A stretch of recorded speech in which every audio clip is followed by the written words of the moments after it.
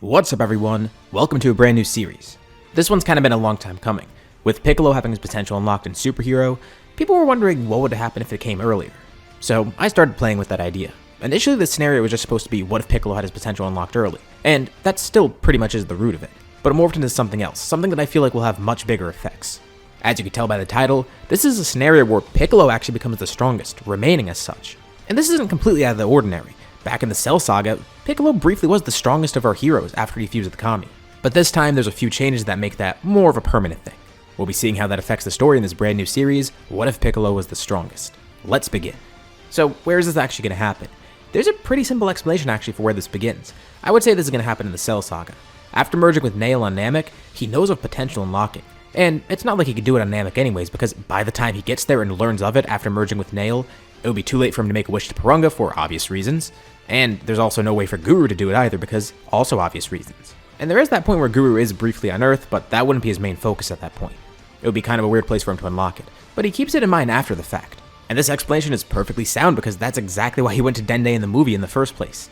It's just that this is going to happen earlier.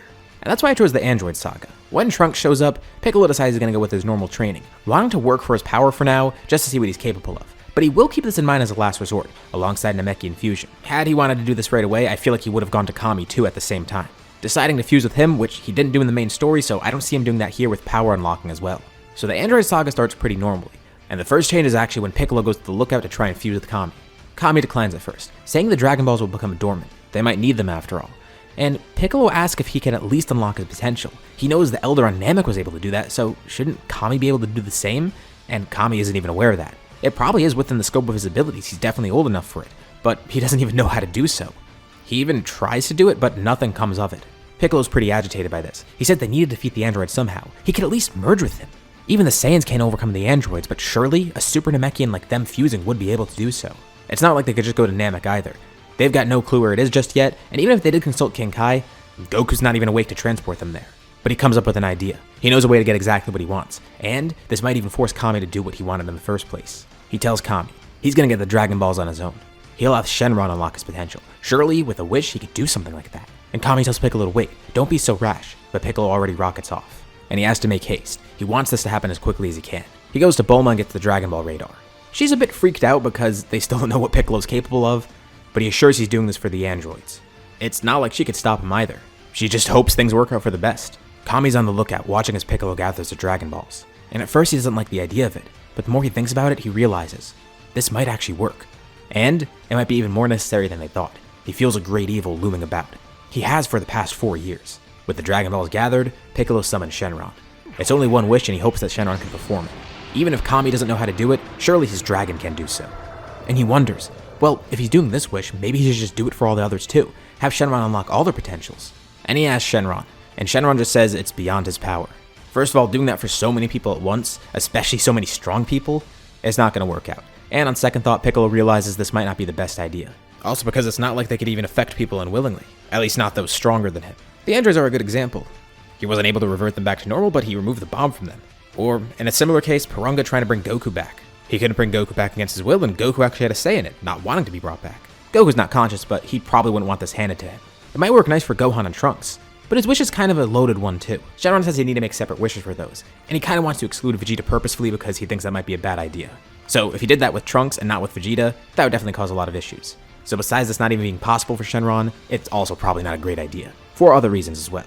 But Shenron says he will be capable of unlocking Piccolo's potential alone if he wants. This is a great plan. He's linked with Kami after all.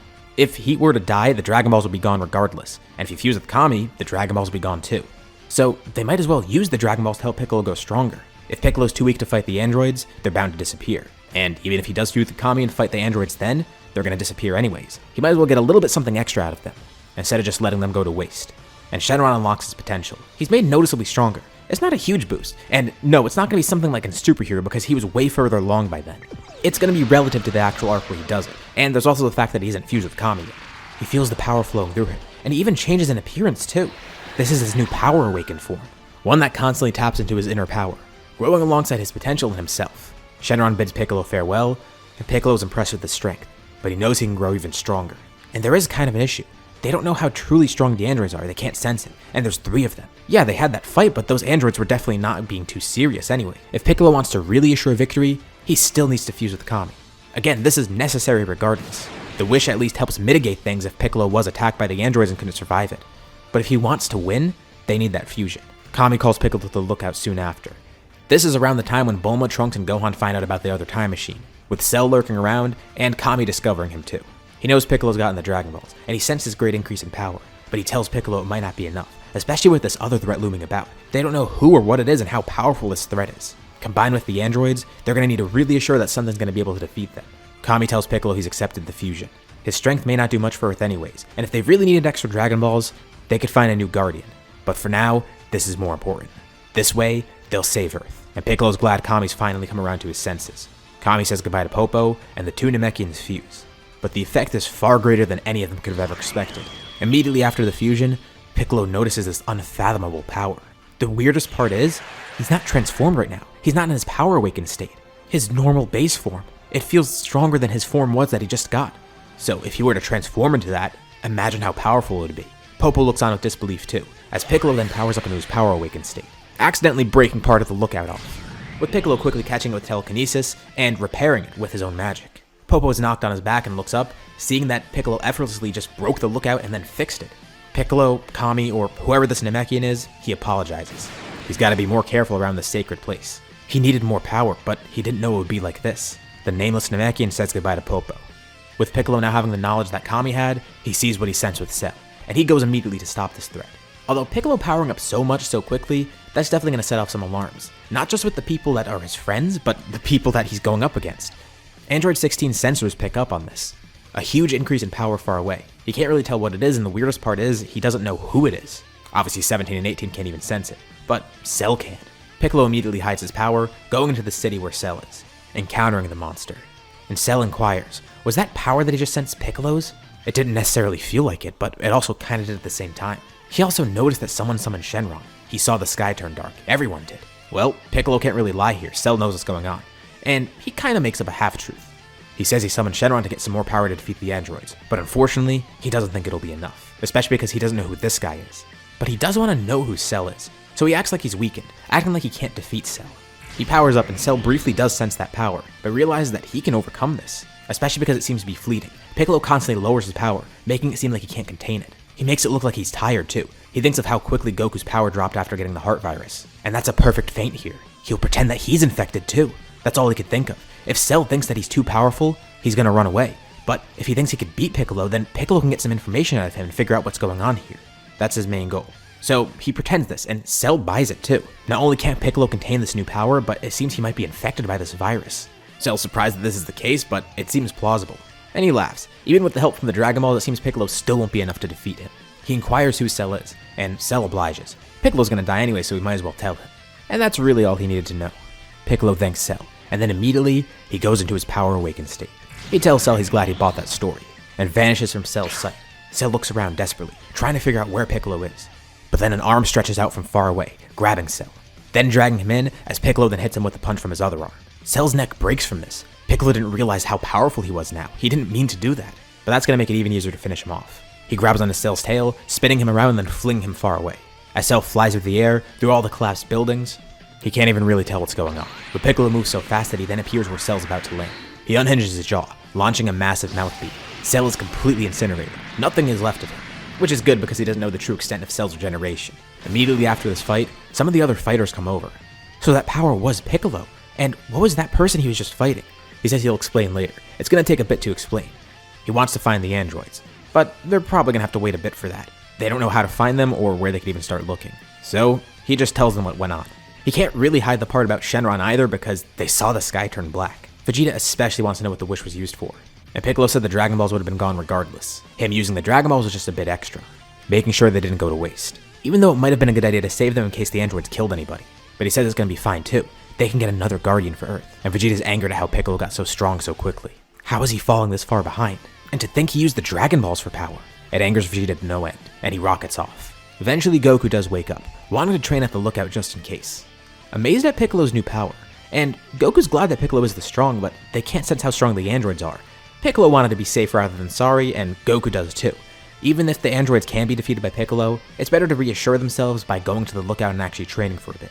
And Piccolo says that's a fair point. If he does find the androids, he'll try to defeat them. But it's better to be safe. And the Saiyans can grow stronger in the meantime. Trunks kinda needs this too because it's a good way for him to defeat the androids in his timeline. Even though Bulma's gonna have the remote finished soon, so that's also being safe. So you can see how Piccolo being the strongest is already affecting the group. Everyone's playing things a lot more safely.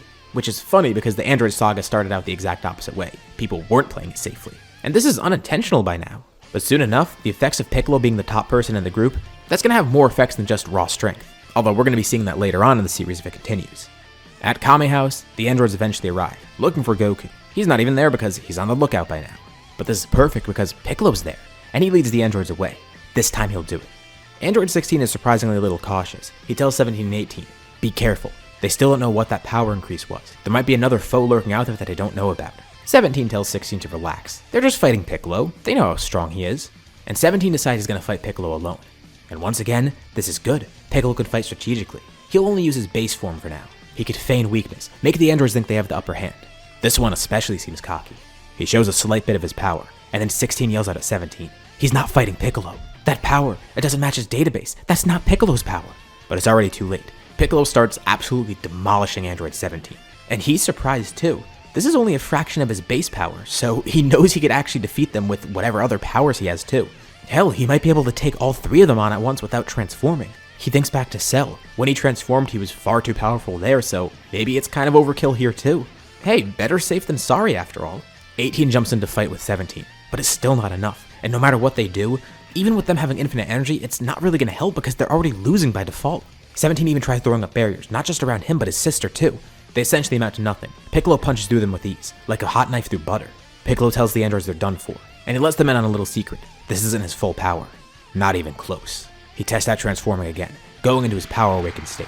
16 tries to jump in and fight, but just from Piccolo powering up alone, the entire island is decimated, and all the androids are knocked back. 16 tells the other two androids to leave. He's gonna self-destruct and try and kill Piccolo that way. And once again, he jumps in, wrapping himself around Piccolo. It's not like Piccolo couldn't hear what he just said. He knows what 16's trying to do. And simply, he bulks himself up a little bit, and this breaks 16's arms off, freeing Piccolo from his grasp. 16 begins glowing, still trying to self-destruct, but Piccolo simply pierces his hand through him, grabbing a mess of wires and components, with one of them looking suspiciously like it's gonna explode. Was this his bomb? Piccolo simply flings it out into the atmosphere, with a massive explosion above. It looks like another sun in the sky, except way closer. Everything glows orange from the explosion, with Piccolo simply finishing off 16. The other two androids are there dumbfounded, looking on. The ominous glow of the explosion almost makes Piccolo look orange in color too. He looks at them with a menacing glare, and Piccolo then disappears from sight. 17 then hears an explosion next to him. With a single key blast from one hand, Piccolo eradicates Android 18, and before 17 can even fight back, the same happens with him. The explosion dissipates up above, with the area returning to normal, except for the island that's missing. Piccolo then powers down, completely uninjured and unfazed, and he smiles, thanking Kami for his help. He flies back over to Kame House, with everyone there just looking on completely terrified actually. They knew Piccolo was stronger, but not like this. But Piccolo assures him, they don't need to be scared of him. He's no longer Piccolo, nor is he Kami. He's something else completely different. He's not the Demon King they knew before. But still, call him Piccolo, don't call him like Kamikolo or whatever. Eventually, Vegeta and Trunks exit the Room of Spirit and Time, finding out that their power's not actually needed. Oh, they still grew a lot stronger though, and Vegeta's confident. This new form beyond Super Saiyan, which he calls Super Vegeta, this will definitely be above where Piccolo is. And Trunks is confident too. This is gonna be great. Well, first of all, Piccolo had the power here to eradicate the androids, that's awesome.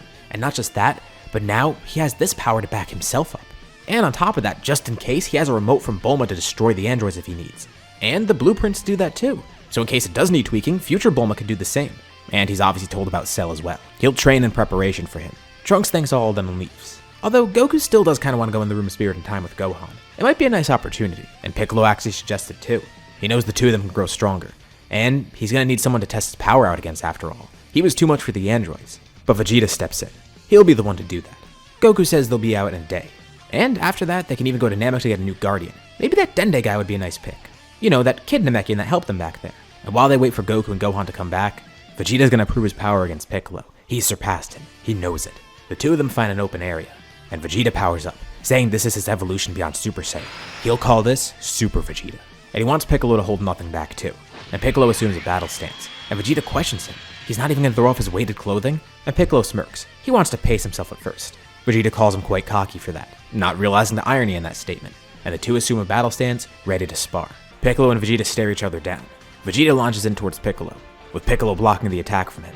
Impressive. Vegeta definitely has grown in strength. And Vegeta questions him, is he going to start taking this seriously? He swings at Piccolo again, and Piccolo quickly throws off his cape, blocking Vegeta's vision as he's then hit by Piccolo's turban. There he goes. He threw off the weighted clothing. Vegeta swats them away and looks around. Piccolo's disappeared. Then he senses Piccolo. Piccolo comes from above, swinging both his arms down at Vegeta, and Vegeta narrowly jumps out of the way, flinging a ki blast over at Piccolo. But he can tell Piccolo still isn't taking this seriously. This isn't the power that he was using before. He's still in his base.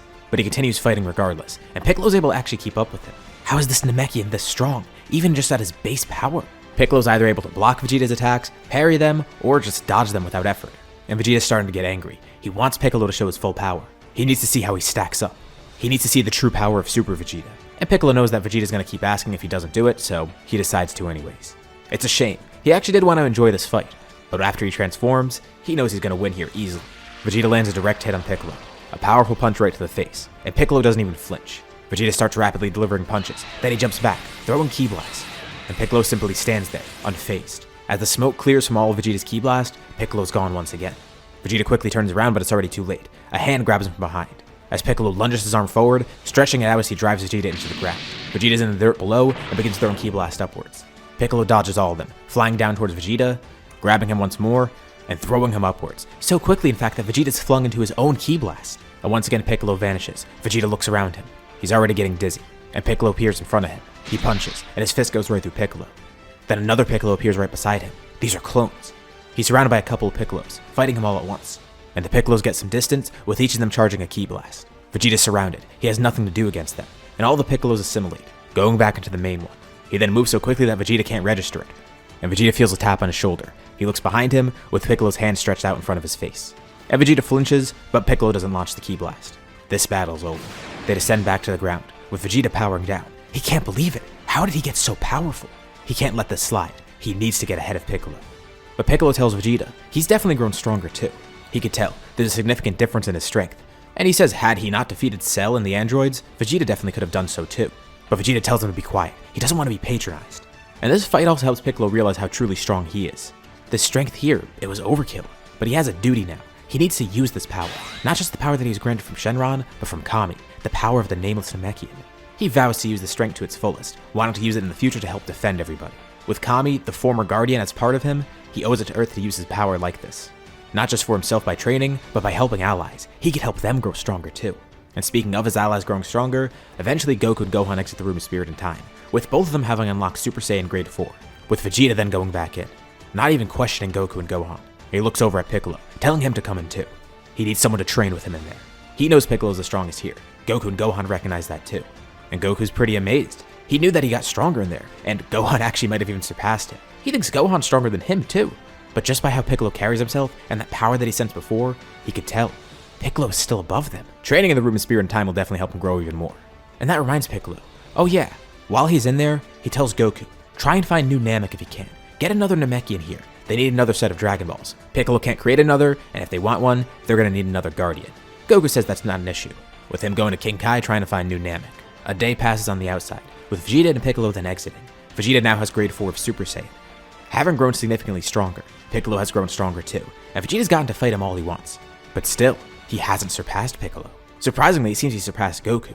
Having a great training partner like Piccolo really did help, and now that he has Super Saiyan Grade 4, that's definitely a big help.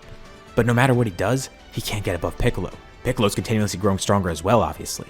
And Vegeta's focus is now off of Goku. He surpassed him, he knows he could have done it, and he did it. But now, he wants to get ahead of Piccolo. That's his main goal.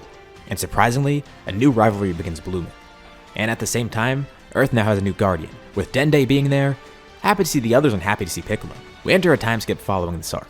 Of course, no villains are going to show up, but there are a couple of important things that happen over this time period.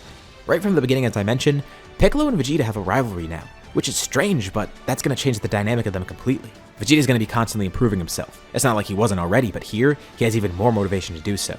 With Piccolo being Piccolo, he would have trained regardless, but now, with the vow that he made to use the power to its fullest, he does whatever to keep growing, with most of Piccolo's time being spent sparring with Vegeta, training with him in some way. As for Goku's family, Goten's eventually born, and he actually really likes training under Goku a lot. Gohan slacks off for a bit at first, but as you'd probably expect, there's a pretty big change here. Goku's around, and that's definitely a factor. Of course, Gohan's still preoccupied with his studying. But no matter how much he enjoys this peacetime, there's going to be a few different factors encouraging him here. Piccolo would definitely want to see Gohan train, and Goku definitely wants to as well. But there's something even weirder that pushes Gohan to start training again. It's Goten. We kind of saw this in the Buu saga too. He saw how motivated Goten was and how strong he was growing so quickly. And Gohan realizes, Goten might actually surpass him. Well, at least if he's doing nothing here. Same for Trunks. Goten starts training at an even younger age than Gohan did, which is surprising in and of itself because Gohan was already young when he started training. And that's when Gohan realizes he should probably start taking his power more seriously, leading to him eventually unlocking Super Saiyan 2. Although, he's not the first one to get this. Vegeta's actually the first to get it. All the training he's done with Piccolo has really helped. And Vegeta's still the strongest of the Saiyans, although now he has more competition. Goku's training with Gohan again. Both of them are growing significantly stronger. So Vegeta's not only trying to get himself to grow stronger, but he's also trying to get Trunks to grow stronger. He knows he can. He saw the future version of Trunks, and as his son, he expects that. It's a pretty interesting circle of a rivalry going on here. You have Piccolo and Vegeta, you have Vegeta and Goku, you have one kind of between Goku and Gohan, you have Gohan and Piccolo, and then Vegeta, I guess, with Gohan as well because he wants to stay ahead of everybody, and even Gohan and Goten, and then Goten and Trunks, of course. So everybody's basically pushing everybody to grow stronger. So let's give an actual ranking right now. Piccolo's the strongest. That's the whole point of the scenario. You guys knew that. And it's by a significant margin still. Although behind him, we have Vegeta, who's about equal footing with Gohan. Gohan is rapidly catching up, but Vegeta's already pretty far ahead because he's done so much intense training. And this goes without saying, they're both stronger than they were in canon. And then there's Goku, which is a pretty interesting case. He unlocks Super Saiyan 2 later on, and he's not going to get Super Saiyan 3, he's not training in Otherworld. Maybe he would tap into the power, but he'd instantly realize how useless it is. No offense to Super Saiyan 3, I actually really like the form, but come on, you know he's going to see the glaring flaws immediately. And that's if he does get this right away. He's doing less training than normal and it's less intensive because he's not in Otherworld. But I think it's kind of balanced out with him training with Gohan and then occasionally even with Vegeta and Piccolo. He's got good training partners and good abilities. But I would say he's the weakest of the three Saiyans, although not by a huge margin. Just like Gohan, he's starting to catch up really quick, especially once he starts to discover powers beyond Super Saiyan 2. That's what really pushes everybody. But even with the flaws of Super Saiyan 3, when he does learn of it, he doesn't really use it much because of the problems, but at the same time, he wants to work around those problems, see if he could do anything about it. Goku's Goku. He's constantly pushing himself, and that's no different here. Vegeta and Gohan probably have to watch out. Another big thing over this time is the fact that Dende builds another room of spirit in time for Piccolo, removing the limit of the 2 days, because Piccolo would love to train in there more, continuously going in there, not being restricted by his aging, because he's not actually really going to age at all. Namekians can live a while, and I know it's kind of contested, because King Piccolo didn't explicitly wish for eternal youth even though he said he was going to, but in my scenarios I like going with the idea that he did get eternal youth, that was his intention after all, even if he didn't specifically word it that way, and I like applying that to Piccolo too. I also like taking that idea because in Dragon Ball Online it shows that Piccolo can live for really long, seemingly not even really aging too much. Point being, Piccolo could do this and be perfectly fine, especially because this is only going to be like a few extra years right now. Unlike the others, he doesn't really need to worry about aging as much, even if we don't apply the logic of him having eternal youth maybe. I'm just giving him something extra because, you know, Piccolo's the strongest here. We've got to keep him the strongest. Alright, so that's pretty much everything from the time skip, besides the fact that the Great Saiyaman will still happen. Gohan would probably still end up doing that, especially with the great power that he's gained again. He's going to put it towards protecting others. And naturally, there's going to be a tournament that comes up eventually. It's pretty much the same roster, except Android 18's not going to be there. She's dead. Otherwise, pretty much everyone's still there. And Gohan still becomes friends with Videl.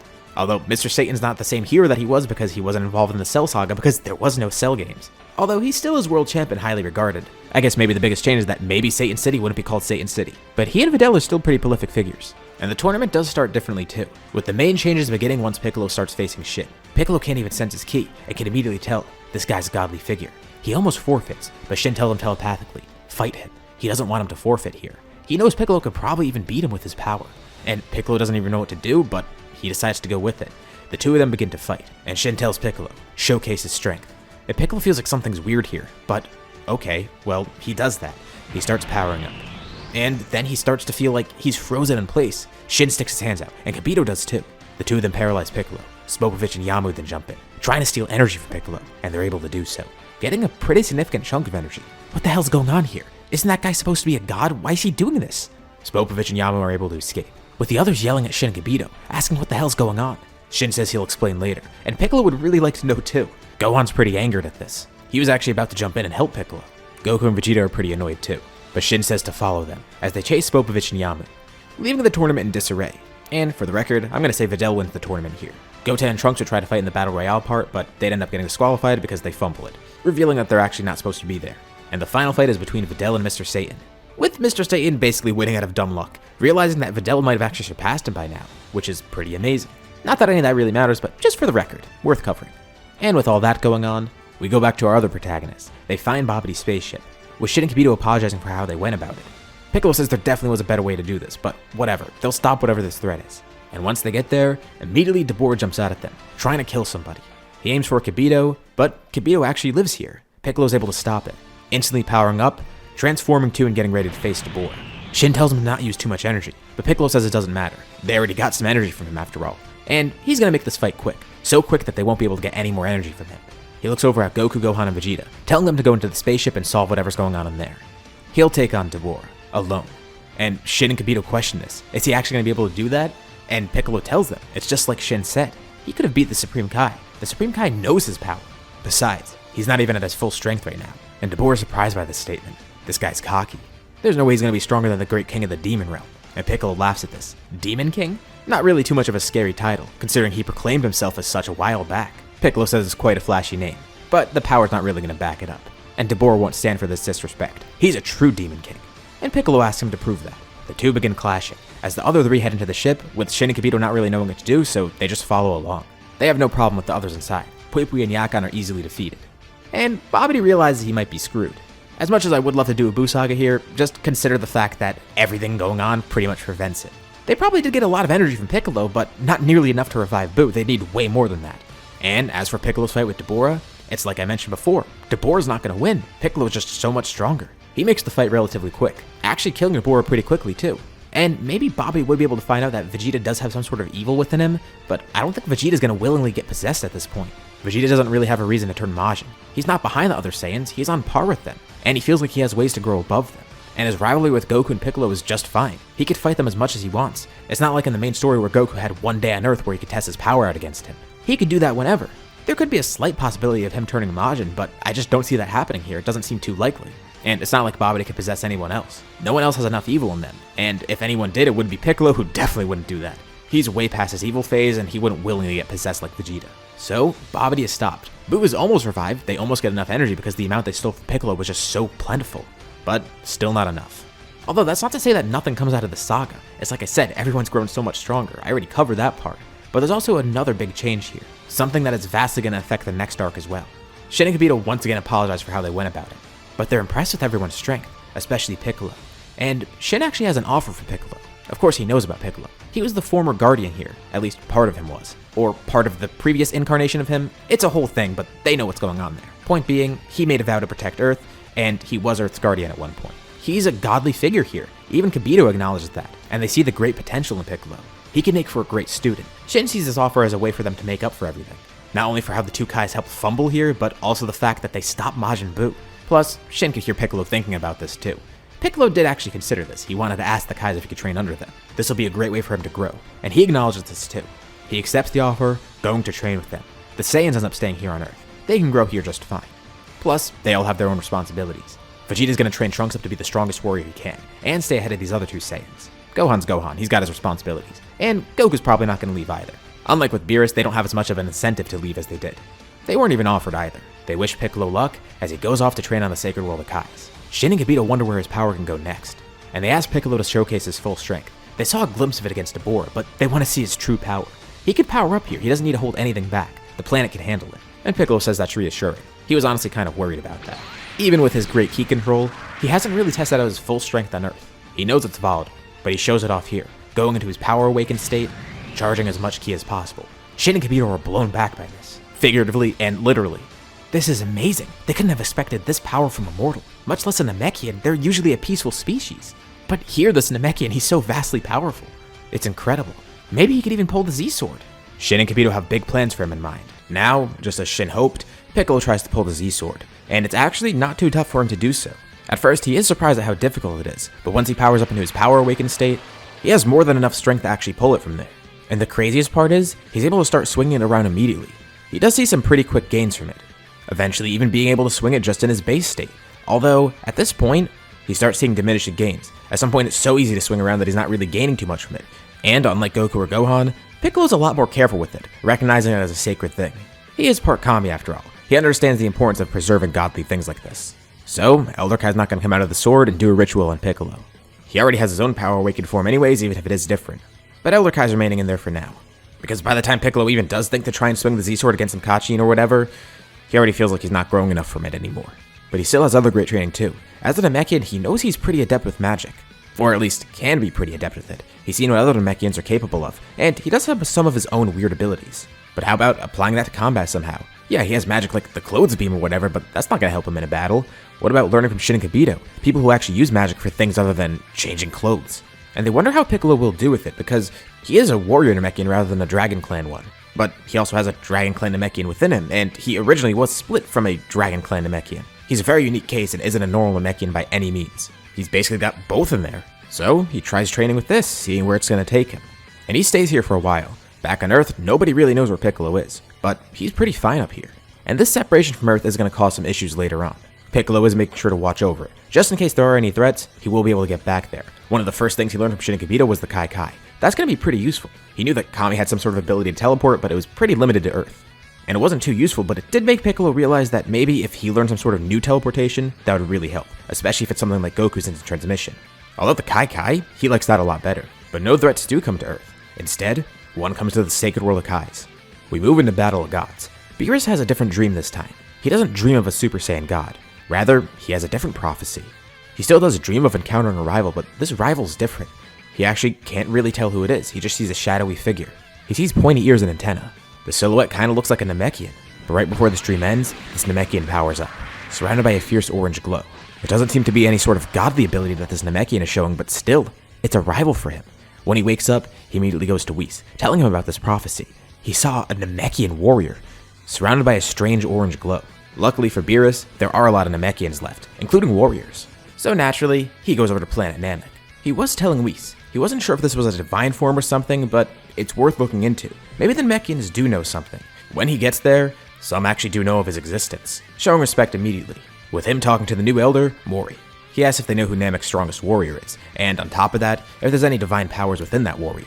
Mori says he doesn't know about any Namekians that are on Beerus' level with divine powers like that, but he does know who the strongest warrior is, although he's not on this planet. It's a warrior named Piccolo, one from planet Earth, but he hasn't seen this warrior in a while. They have no clue where he is or what he's up to now. So this is kind of a surprising answer to Beerus. For one, he knew the Namekians were actually kind of a peaceful race. They're pretty pacifist, even though they do have warriors, but more surprisingly, the warrior isn't even here. It's a Namekian that didn't grow up here. So he asks Whis to help locate this Namekian. And Whis comes up with something pretty interesting. But before he could speak, somebody then teleports in. It's Piccolo. Shin and Kibito knew that Beerus woke up, and they told Piccolo he was on Namek for some reason, and Piccolo immediately headed over. Whis was about to say he found Piccolo on the Sacred World of Kais, but he came here somehow. Okay, that's two pretty interesting things for Beerus. He was training with the Kais, and he could teleport. This guy's already shaping up to be something great. And he didn't hesitate to meet Beerus either. He came directly to him. The other Namekians are amazed to see Piccolo. They could sense his power overflowing. He truly is the pinnacle of a Namekian warrior. And Piccolo apologized for causing any trouble, even if he didn't directly cause Beerus to come here. But they say it's no problem, they're just glad to see him. He says he'll be back here eventually to visit. But he turns to Beerus. He'll definitely be able to show Beerus some of his power. And they can even spar. But this isn't the place to fight. Beerus is glad that this guy doesn't mince words. He doesn't even seem to be scared of Beerus. It's confidence, not cockiness. And he likes this guy's confidence. So he goes along with Piccolo. Beerus does tell Piccolo though, they were about to come to him anyways. And they just go to the Sacred World of Kais, a planet that could actually handle their fighting. Beerus greets Shin, surprised that he took a mortal as a student. Especially a Namekian of all people, they're pacifists. And Piccolo asks Beerus why he sought out Namek in the first place. And Beerus explains. So Piccolo gives a backstory about his power, and even showcases some of it. Beerus apparently dreamt of some sort of Namekian coated with an orange key. And when he powers up, he's coated by a yellowish key. And Piccolo tells Beerus he doesn't have any godly form as far as he knows, but as a student of a Kai, he has developed some sort of godly key and has the ability to sense it a little bit. But he has no godly forms. And this form that Beerus is looking at, it wasn't what he imagined. It's almost orange, and it is strong, but it's not what he was thinking of. And he really wants to know what that rival that he dreamt of was. It clearly was a Namekian, but in a different form. It might have not even been a godly form, he doesn't know. But he can tell he's in the right place with Piccolo. No other Namekian is even close to the level that he's at. And maybe what he dreamt of was some sort of evolution in power for Piccolo. But he asks Piccolo, show him his power. The two of them briefly battle. Piccolo actually puts up a really good fight. Beerus heavily holds back, of course, but Piccolo is actually able to land some hits on Beerus. Beerus can see that this guy's got potential. I mean, that's what his form is all about after all, drawing out that insane potential he has. So he makes an offer to Piccolo, and Shin's gonna want to hear this too. He's intrigued by his power, and he tells Piccolo he'll help him unlock a new power, but in return, he expects to see an incredibly powerful rival. Piccolo doesn't really know what to say. He's been training here with the Kais and he knows that's been useful for him. Although, Shin suggests that Piccolo goes along with it. Piccolo has grown a lot here, but Shin doesn't know how much more he could teach him. He's grown so quickly that he pretty much learned everything he needs to. He has been here for a few years after all. He could learn a lot more under Whis maybe. And besides, Shin would be happy to see his student grow even more powerful, even if it means training under a different master. Well, that settles it. Piccolo goes off to Beerus' planet, training under Whis now, with Beerus happy that he has a new rival, or at least is working on getting a new rival. And yeah, like I said, nothing happens on Earth. There's no battle of gods like normal because Beerus just found Piccolo, and there's no word of a Super Saiyan god either. But what is happening on Earth? It has been a few years, so maybe we should cover some of the stuff. Well, back on Earth, Vegeta's still pushing himself to be the strongest, same with Trunks, but wonders where Piccolo is and what he's up to. And Gohan has kind of slacked off a bit, but thanks to his great potential, he's still able to keep up. Vegeta still does have that focus on surpassing Piccolo, and with him training so intensely for this, Trunks kind of picks up on it too. Goku is pretty much Goku, he's not going to stop training regardless. Even if Gohan and Goten might slack off a bit here and there, he's definitely not. And Goku actually pursues a different method. At some point he decides to go to King Kai. It's been a while since he's seen him. Remember, Goku never died in the scenario against Cell. Outside of him seeing King Kai when he went to get Dende, the last time he saw King Kai was during the Saiyan saga. That's when they last trained. So maybe he could try and revisit something like Kaioken again, combining that with whatever current forms he has. He can tell there's a way to surpass Super Saiyan 2, but what about going a different route? That's why he goes to King Kai, beginning to train there again. Everyone on Earth continues life, not even knowing what Piccolo's doing. They know he's okay, but they just hope he visits eventually. It's been a while since they've seen him. But they know he's probably watching over. He wouldn't have just left if he's not going to watch over here. They know the vow he made to protect Earth, and they also know they can defend themselves too if any threats do occur. That is one of the points that Piccolo made too. He wanted to make sure everyone else was strong as well. But yeah, this means no godly forms for Goku or Vegeta yet. Although, these two and Gohan discover Super Saiyan 3, while also discovering the downsides of Super Saiyan 3. And that's exactly why Goku's pursuing a different method of training. Vegeta recognized the flaws in it and doesn't really like the form, but wondered if he could somehow perfect it. As for Goku, he goes back to Super Saiyan 2. He already has an amazing control on that, so what about maybe combining Kaioken with it? And Gohan actually follows Vegeta's path. He doesn't know Kaioken, and it's not like he's gonna go to King Kai to learn it. Maybe he can improve this form somehow too. There is a perfect test of power eventually. At some point, Shenron is summoned. They don't know who summoned him, but they just know he's summoned. And now, we're in Resurrection F. How are they supposed to stack up against Frieza though? Well, there's a few things that are working in their favor. Even though they haven't encountered any threats in a while, they've grown way stronger than they were in the last saga. Even though it's not on the level of gods. So eventually, the Frieza Force shows up on Earth. There's 3 people there spearheading it. Goku, Gohan, and Vegeta, with Goten and Trunks fighting alongside them. Remember, these two are actually a little bit more involved. And they even have Super Saiyan 2 by now. Plus, the humans are there as well. It's not too hard to fight off the army, but Frieza himself, he might be a problem. Goku can immediately tell. He's far stronger than before. Frieza glares at Goku, the one who defeated him before. And that child he sees, Trunks, that looks like the one that killed him a while back too. But he's a kid now, somehow? Well, whatever. 2 birds with 1 stone. Plus, he'll kill Vegeta while he's at it, and everyone here on Earth. But his first form's definitely not going to be enough. He immediately goes into his final form. This should be more than enough. Frieza tells them, while this is the same form as before, he's grown much stronger since then, and he could tell they have too in Super Saiyan. Goku laughs. He could tell Frieza's a lot stronger, but Frieza doesn't know that they've ascended Super Saiyan by now. Multiple times, actually. Frieza doubts this, but Goku decides to show it off, going right into Super Saiyan 2, with the other Saiyans transforming as well. A brief one-on-one ensues between Goku and Frieza, and Frieza is impressed by Goku's strength. He can't hide that, but he does know that he's going to win here. He's grown stronger in this form, of course, but he has something beyond it as well. It's going to be the last thing they'll witness, and they're going to love how it looks. He shows off his brand new golden form, and this is actually kind of a problem. No one here knows if they're going to be strong enough to counter this, but Vegeta and Gohan power up, showing Super Saiyan 3, with a red aura then surrounding Goku, Super Saiyan 2 with Kaioken. As for Vegeta and Gohan, they've completely mastered Super Saiyan 3, overcoming its glaring flaws, but that doesn't mean it's a perfect form because it still is their strongest form, so it takes stamina to use. As for Goku, well, Kaioken has his own drawbacks obviously, but Super Saiyan 2, he's perfectly fine with that. And even though the 3 are using different powers, they're kind of on equal footing. The completed Super Saiyan 3 that Vegeta and Gohan have is similar to the boost that Goku's getting with Kaioken on Super Saiyan 2, since it's a higher boost than regular Super Saiyan 3, and Goku's not using Kaioken to an insanely high level. The 5 Saiyans all begin fighting Frieza. Goku knows this can't be a one-on-one, and Vegeta recognizes that too as much as he hates to say it. But for some reason, Goku's still not too concerned, and Vegeta doesn't really know why. But Gohan can kind of assume. And then it hits Vegeta. He knows why Kakarot's so confident, but he doubts that's going to work, and he knows he's not going to be involved with that. Golden Frieza is able to overpower all 5 of the Saiyans at once. But Goku can pick up on something. As long as they buy time, they'll be fine. Frieza is quickly losing energy. And with the trump card that Goku has in mind, this will be even better. They play it out for a bit. The fight is tough, but Frieza made a mistake by not killing them right away. His energy is rapidly diminishing. And the same goes for the Saiyans, but Goku knows a way to finish this. He's not sure if it's a surefire method, but it is their best shot at winning here. They didn't realize Frieza grew this powerful, and Frieza is elated. And Goku looks at Vegeta. He asks him to hold off Frieza just for a little bit, distract him for a bit. Vegeta knows he's not going to be able to fight Frieza alone, but he could probably hold him off. If he summons all of his strength, he can at least buy them some time, giving Frieza a bluff. And Goku then looks at Gohan. He knows what he has in mind, doesn't he? Goku grabs onto Gohan and instant transmissions away, going over to where Krillin is. Vegeta briefly holds off Frieza, and Frieza loves this. He doesn't even pay attention to those other 2 kids there. He's just glad that he can best Vegeta once again. And Vegeta tells Frieza not to get too cocky. There's a reason he's fighting Frieza alone.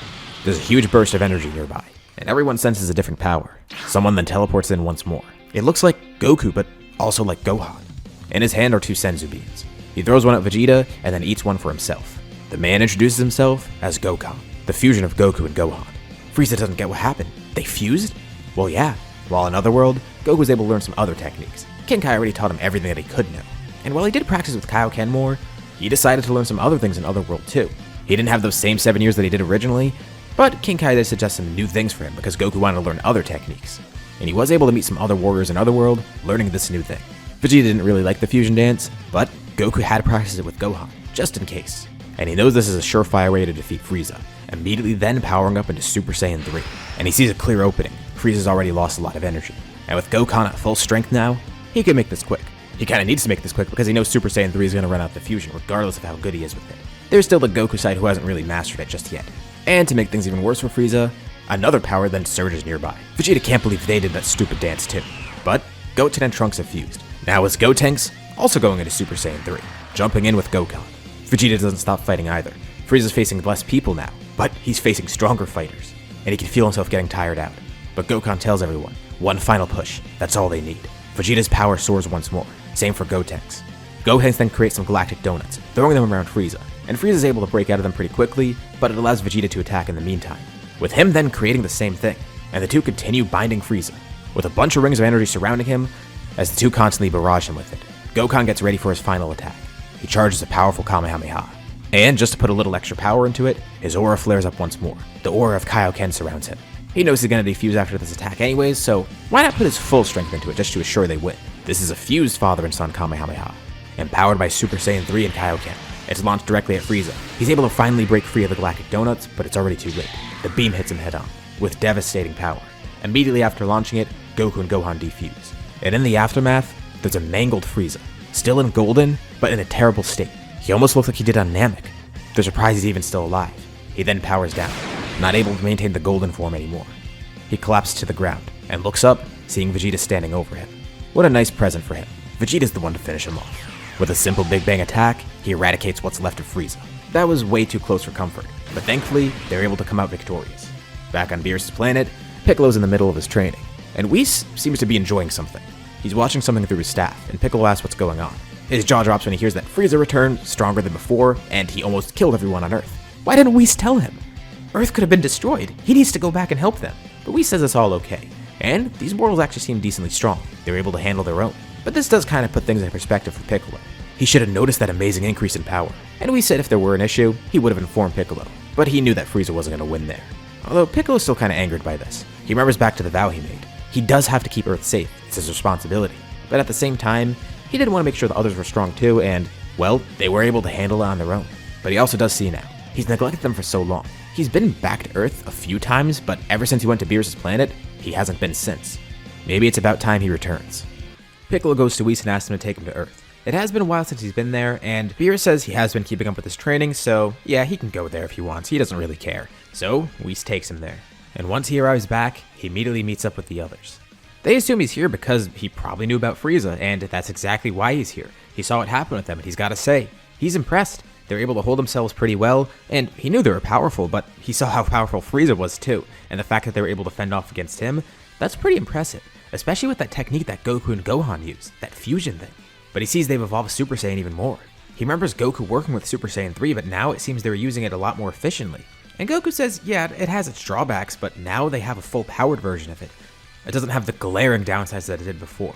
The most interesting thing to Piccolo is the fact of who's the strongest here. Gohan's the strongest, and behind Gohan, it's Vegeta. He has better control on full power Super Saiyan 3, since Goku didn't get it as soon as him. And for Gohan, he's Gohan. He has that hybrid Saiyan potential, so of course he's going to stay ahead. Although, while Goku is the weakest with Super Saiyan 3 alone, he doesn't just have Super Saiyan 3. So things really have changed since he left. Well, pretty much as expected. And the humans have been training a lot too. But Piccolo wants to see how much he truly missed out on. He wants to test their power, see where they stack up against him, and more importantly, see if he can test out his new power against them. He explains where he was and what he's been up to. And they can't believe what they're hearing. He's a rival for a god of destruction? Besides Vegeta, nobody has a clue of who or what that is, but the name alone sounds scary enough to make it impressive. And he tells them about godly powers as well, and the powers that he's gained. He's also evolved himself further, and he'd be glad to show them, but he wants to see their full strength too. Hold nothing back. He could handle it. From what he saw with Frieza seemed like an opponent that he could take on too. So whatever the Saiyans and humans have here, he'll take that as well. So everyone gets ready for a fight. Vegeta's the one to step up first. He tells Piccolo he'd love to say this fight won't go like last time, but since he has some new divine powers, he has no clue what Piccolo has up his sleeve. But Vegeta feels he can overcome it. He goes into Super Saiyan 3, and Piccolo goes into his power awakened state. Piccolo's able to fend off Vegeta, and whenever Vegeta does hit him, it doesn't seem to do too much damage. And Vegeta's definitely not holding back either, because Piccolo told him not to, and Vegeta's not one to do that anyways. So he's surprised that Piccolo is just taking all these like it's nothing. Maybe he truly could have beaten Frieza. Gohan jumps in next. He is the strongest of the three Saiyans, at least with Super Saiyan 3. And Piccolo could see, he's grown a lot as a fighter. He's proud of Gohan's growth.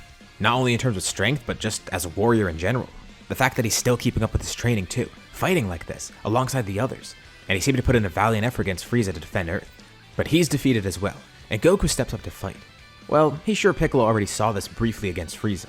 Gohan is the strongest as Super Saiyan 3 right now, but Goku has something else. Although, it's something he can only really use in short bursts. He goes into Super Saiyan 3, and tells Piccolo he can also stack Kaioken on top of it now. He likes to jump into it when attacking. Any longer and it's completely draining and harms him greatly. And that's what they kinda did against Frieza when he landed the finishing blow. He powered up in Kaioken briefly just to add the extra kick, and Piccolo asks Goku to show it. They briefly fight. Super Saiyan 3 Goku is definitely weaker than Gohan, but Super Saiyan 3 with Kaioken, that's definitely above him. Goku wants to use this for longer periods of time, but he doesn't know how possible it will be. And they all also wonder if there's a way to go beyond Super Saiyan 3. At least that's what Vegeta's wondering. While Goku looks more at Kaioken. And Piccolo still is able to beat Goku, but he does have one more ask of them. He wants Goku and Gohan to fuse again. He wants to show his true power, but no offense, he doesn't want the fight to end too quickly. Oh yeah, that's right. Piccolo's still holding something back. Well, they want to see it immediately. And Vegeta really wants to see it immediately. So he butts in. He says he'll fuse to fight Piccolo. He still doesn't really like the idea of it, but he saw that dance happen and feels like he could probably copy it. And that's interesting because Goku thinks that the fusion between him and Vegeta might actually be pretty cool.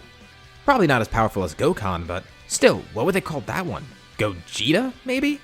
Vegeta says stop focusing on the name, just fuse. Well, they're not at their full power right now. Not a problem. Piccolo places a hand on them, healing them pretty quickly. This is something he learned while training with the Kais. I mean, Namekians can heal too. And he's a weird combination of Namekians because Kami's within him, and other Namekians can kind of learn that too. So he wondered if he was capable of it, especially as a student of a Kai. And it turns out, he is. He now has that ability. Definitely worth noting for the future, but anyways, for now, they're just glad that they're fully healed. And the two of them perform the fusion dance. With Goku hoping that Vegeta doesn't screw it up because it is his first try, but he replicates it pretty perfectly. At least when Goku gives him a refresher. And the brand new fusion is born. He decides he will call himself Gogeta. That sounds pretty fitting for this. And Piccolo can tell that Gogeta's power is pretty high. But he says it might not be high enough. Alright, come on, he's gotta be kidding now. No, he's not. He tells Gogeta to go Super Saiyan 3 immediately. Gogeta's kinda taken aback. What kind of power is Piccolo hiding if he's saying to do that? Well, whatever. Gogeta powers up, transforming instantly into Super Saiyan 3. And Piccolo says now's the time to showcase his new form. He knows it's powerful. Beerus even prophesized it. It's not inherently divine, but with Piccolo's training and his access to godly ki, he's been able to imbue it within this form. A fiery orange ki surrounds him. The ground starts shaking. Everyone else watches nearby, and Gohan can't believe what he's sensing. That's Piccolo's power? And then suddenly it disappears as his godly ki flares up. But the pressure from him transforming, his aura, it's so insane. They can't believe what they're seeing. Even Gogeta looks a little bit nervous. Maybe Piccolo wasn't lying. After a massive explosion of ki, the area is filled with a blinding light, and as it clears, Piccolo stands there in a massive crater, surrounded by even more fire. He's bulked up considerably, even growing a bit in size. His antennae are standing up. His eyes, they're a piercing red color. And the most noticeable change of all, his skin has completely changed. He's orange all over. Piccolo says he's never been great with naming forms, so he just simply calls it his orange form. And he's glad to see how strong they've all grown. But now, it's his time to showcase how strong he's grown. Gogeta rushes in, delivering a flurry of punches, but Piccolo seems completely unfazed by it. Piccolo's not doing this as some ego boost, he just didn't realize how strong he's gotten. He really wants to test himself. Gogeta jumps back, trying some more attacks. He charges Ki in his fist as he launches forward, with one final punch using all of his power. Piccolo simply blocks it with one hand. Gogeta then delivers a kick, Piccolo blocks it with its other hand. And with him holding Gogeta, he then spins him around midair, kicking him upwards. Gogeta catches himself midair. So much damage taken from one attack. But he can't see Piccolo now. He's vanished. He swings an arm behind him. Piccolo's there. He knew that he'd appear there. But Piccolo catches Gogeta's arm once more. Gogeta charges a Ki blast in his other hand, launching it in Piccolo's face at full power, even briefly powering into Kaioken when he does so.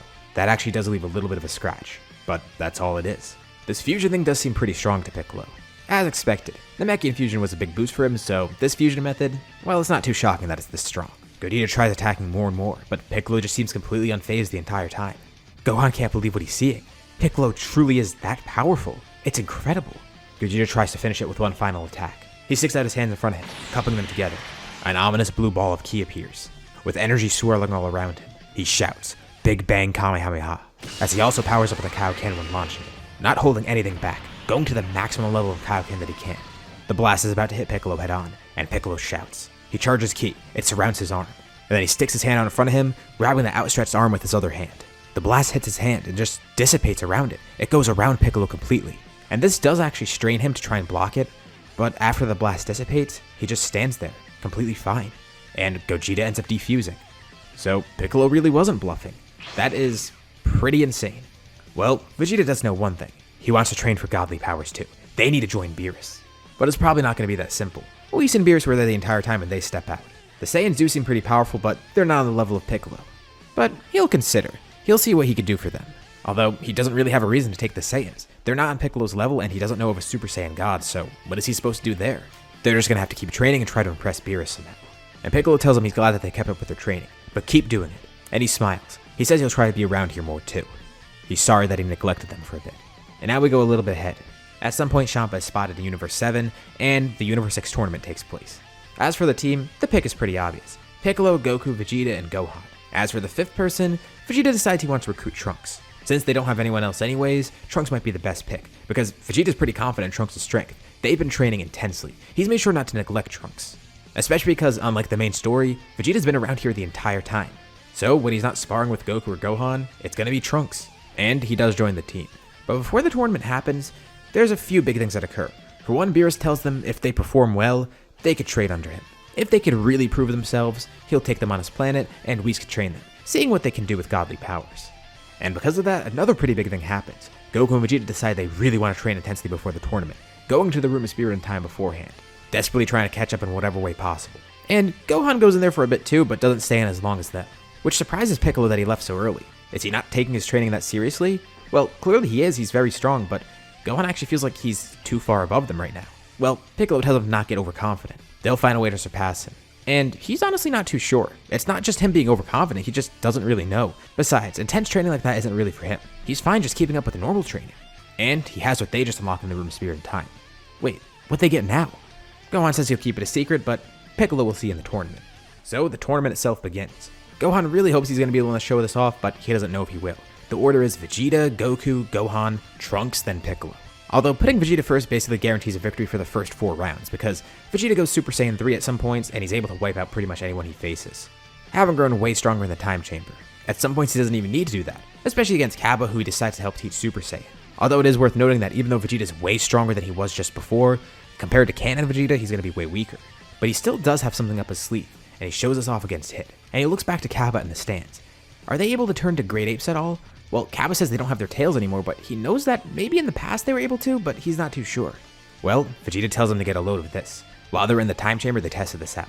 Even without their tails, Vegeta wanted to see if they could turn to Great Apes again somehow, and try and learn something from there. Thankfully, Vegeta does know how to create an artificial moon, and even though it wasn't too concentrated with the Blutz waves, it seemed to be just enough, as long as Vegeta put a lot of power into it. And now, he has this brand new form. He's able to transform into it at will. And thanks to his great control over Great Ape, he was actually the first one to access this, briefly putting him ahead of the others, until Goku and Gohan got it as well. He starts to power up. His hair grows out, but it doesn't change color. And his clothes, at least the top, disappears. Foot replaces it, as a tail grows out his back too. A fierce ki surrounds him as he's ready to face Hit. This is what they just called Super Saiyan 4. A fight with Hit ensues, and surprisingly, Vegeta is able to briefly keep up. But once Hit starts taking it a little bit more seriously, it's gonna get a little bit tough for that. Although, Beerus is kind of impressed. The power coming off of that, it is pretty nice. But also Piccolo comments on it. He can't believe how fast they grew. Even though they were using the time chamber, still, that was very quick, and the motivation, it definitely paid off. And you know, maybe Beerus underestimated these Saiyans. Vegeta does end up losing against Hit, and the following matches go pretty much the same. Goku goes up against him and uses Super Saiyan 4 and ends up losing, and Gohan does too. He ends up losing as well. So all three of them have this power, and at least for the time being, they're all around equal footing. Trunks then goes up, and he can't really do too much against Hit. He doesn't even have a chance to show off Super Saiyan 3, which he now has. And now it just comes down to a 1v1. Hit versus Piccolo. But Piccolo is sure that he could handle this. Even though this guy has been growing with every fight that he had, and he has the ability to time skip, that doesn't matter to Piccolo. You know what's crazy too that I'm just thinking of while making this video? We saw how strong Orange Piccolo was in the main story, and that's not a godly form. He doesn't have any godly powers there. Here he has the same form, but now he has godly ki imbued within it. So if he was that strong without godly ki, what's he gonna be like here? Well, it's safe to say he'll beat Hit, pretty easily in fact. He might not even need to go orange.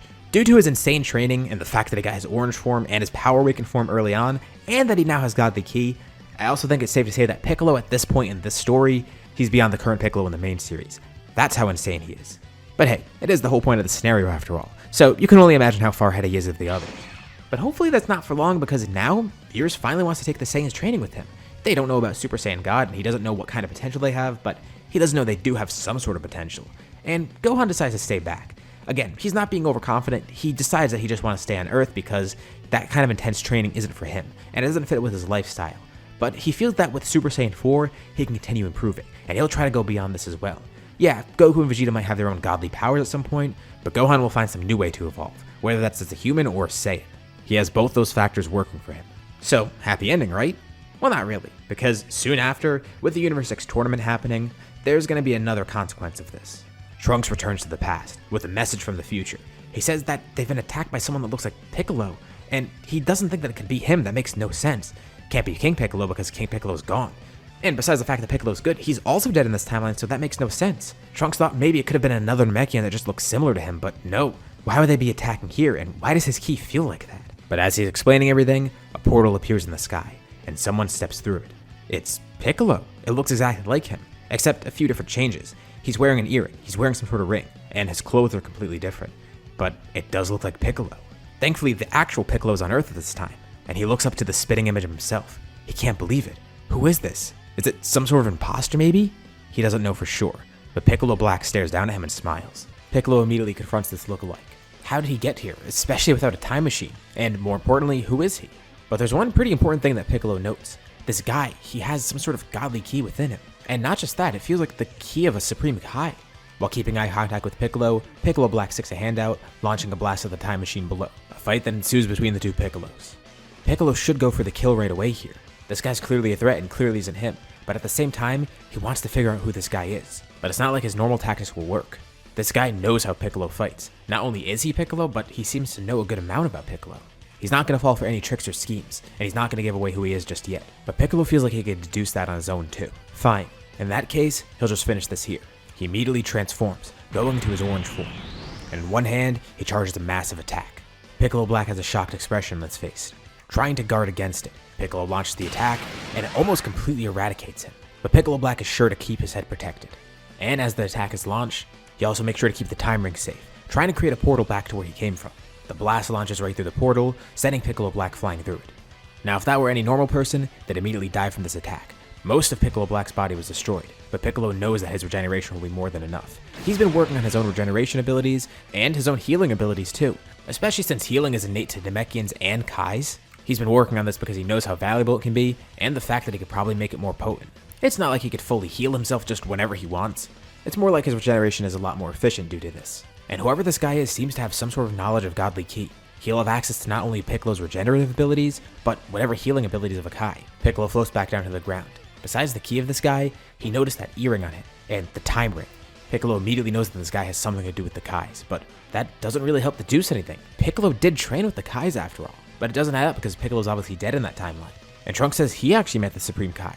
No one else trained with him. Piccolo feels like that ki's familiar though. It's not an exact match, but it feels like a mix of his own ki as well as someone else's that he fought before. He racks his brain trying to remember who it is. And then it hits him. Under his extensive training with Shin and Kibito, he's met other Kais, other apprentice Kais, and he's sparred with them too, traveling across multiple universes, and one from Universe 10 comes to mind. He remembers this guy particularly for being, well, weird. He seemed to have a disdain for Universe 7 and Piccolo, and mentioned the fact that they were time traveling too. But that doesn't explain why that was Piccolo. It can't be that Universe 10 Kai, can it? It is his best lead though, so he decides he's gonna check it out.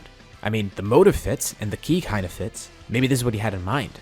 He never liked the fact that Piccolo, a mortal, was a student of a Kai, and he doesn't even know the fact that Zamasu hates how they're making a mockery of godly ki as well. Piccolo immediately goes to Shin and Kibito, seeing if they could go find Zamasu again. And Trunks is just there dumbfounded. Well, he knew Piccolo was smart, but the fact that he kind of deduced it that quickly, or at least got a lead, that's very impressive.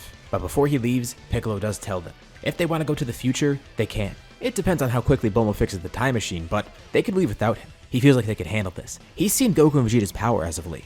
And he says if they bring Gohan along, that could really help. But Goku's confused. How's that supposed to work? This guy has Piccolo's strength. And Piccolo says that doesn't seem to be the case. Yeah, he does seem to be powerful, but he doesn't seem to have access to Piccolo's full power. Otherwise he would have transformed. He didn't even go into the power awakened state. But they do have to be careful. He'll meet them in the future once they go. But how's that supposed to work? He says he has his own ways of doing that. He goes to the Sacred World of Kais and kills Shin and Kibito in. And they're just as dumbfounded. Alright, well, let's find that Kai from Universe 10. They go to Universe 10 and meet with Gowasu and Zamasu. Piccolo asks if Zamasu knows anything about this. And this immediately sets off some alarms with Zamasu. And he can't believe what he's hearing. This sounds like something that he thought of but never decided to go through with. At least not yet. So he said this Piccolo came from another timeline, and he had a similar ki to both Piccolo and Zamasu. And Piccolo tells Zamasu to not lie to him. He can tell he's hiding something. And honestly, Gowasu can too. He knows Zamasu's been having some weird influences lately. And Piccolo says he's not here to punish Zamasu if that's what he's worried about. Zamasu hasn't done anything yet as far as they know, and this way they can actually stop him from doing something. And he does have another piece of evidence too. Before they came here, Piccolo did want to check if there was any change in the timelines, and they could tell something's amiss with the time rings. Zamasu didn't even really know about those yet, but Gowasu actually was just about to show him how to use them. Well, Zamasu's kind of in a corner now. He's annoyed that Piccolo suggested that they'd even punish Zamasu. What right does he have? He's not a Kai.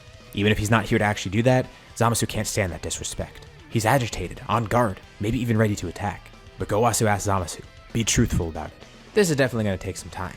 But like I said, Piccolo didn't just go on here based on an accusation. He stopped by to see Shin and Kibito and check the time rings. And they did look into it themselves a little bit more too, working nonstop to try and figure out what's going on here.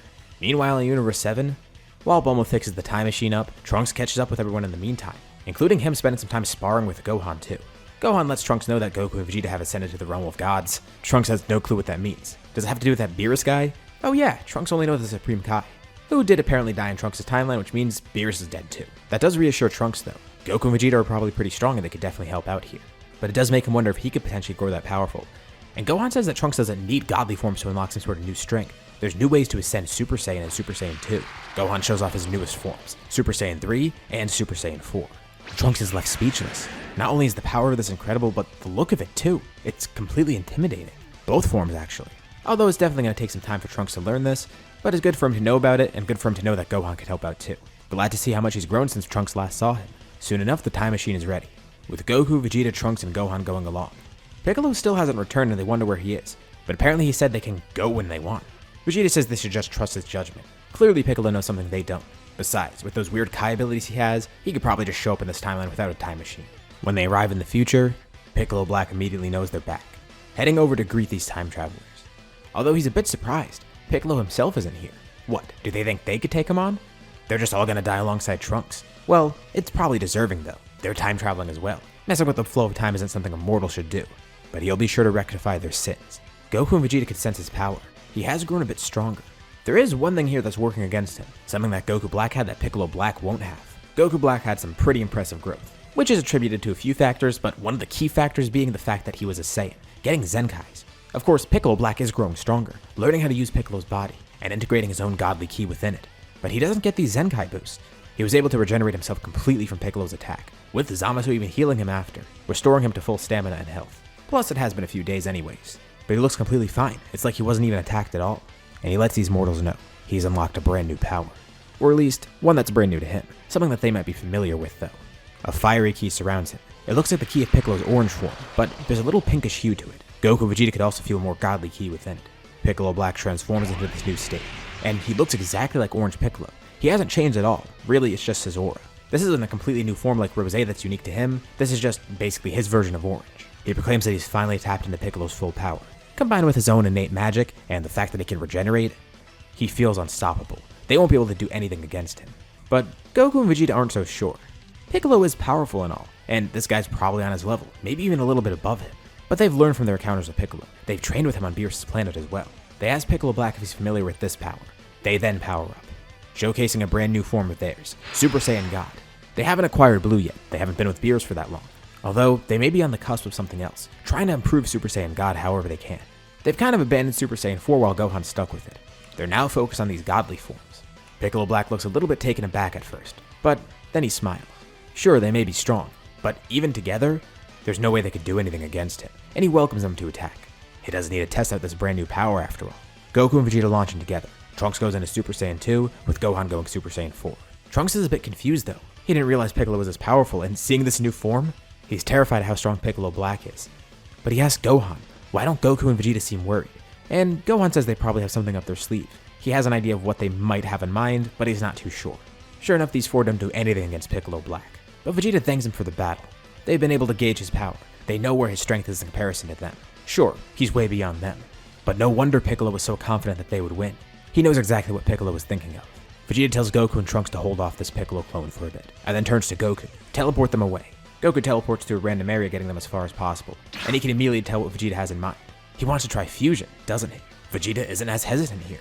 He's already fused with Goku before, and it's not going to be like the main story where his first experience with fusion was using the Potara earrings and he thought they were permanent. Plus, he's the one suggesting the fusion here surprisingly. Goku's honestly kind of amazed that he's doing that. Vegeta says don't get him wrong, the dance is still pretty goofy, but he'll do it just for this. Gohan and Trunks can't really do much against Piccolo Black, but they are able to buy some time. Gohan especially is able to use some of his power to help here, but a somewhat familiar voice then thanks Gohan and Trunks, saying that he'll take it from here now. And Gohan immediately recognizes who it is. It's Gogeta. They fused again. Trunks is lost. What? Gohan says he'll explain in a bit. Just watch for now. And Piccolo Black could see what happened. Oh, they fused their powers together. Not through the Potara, the superior way.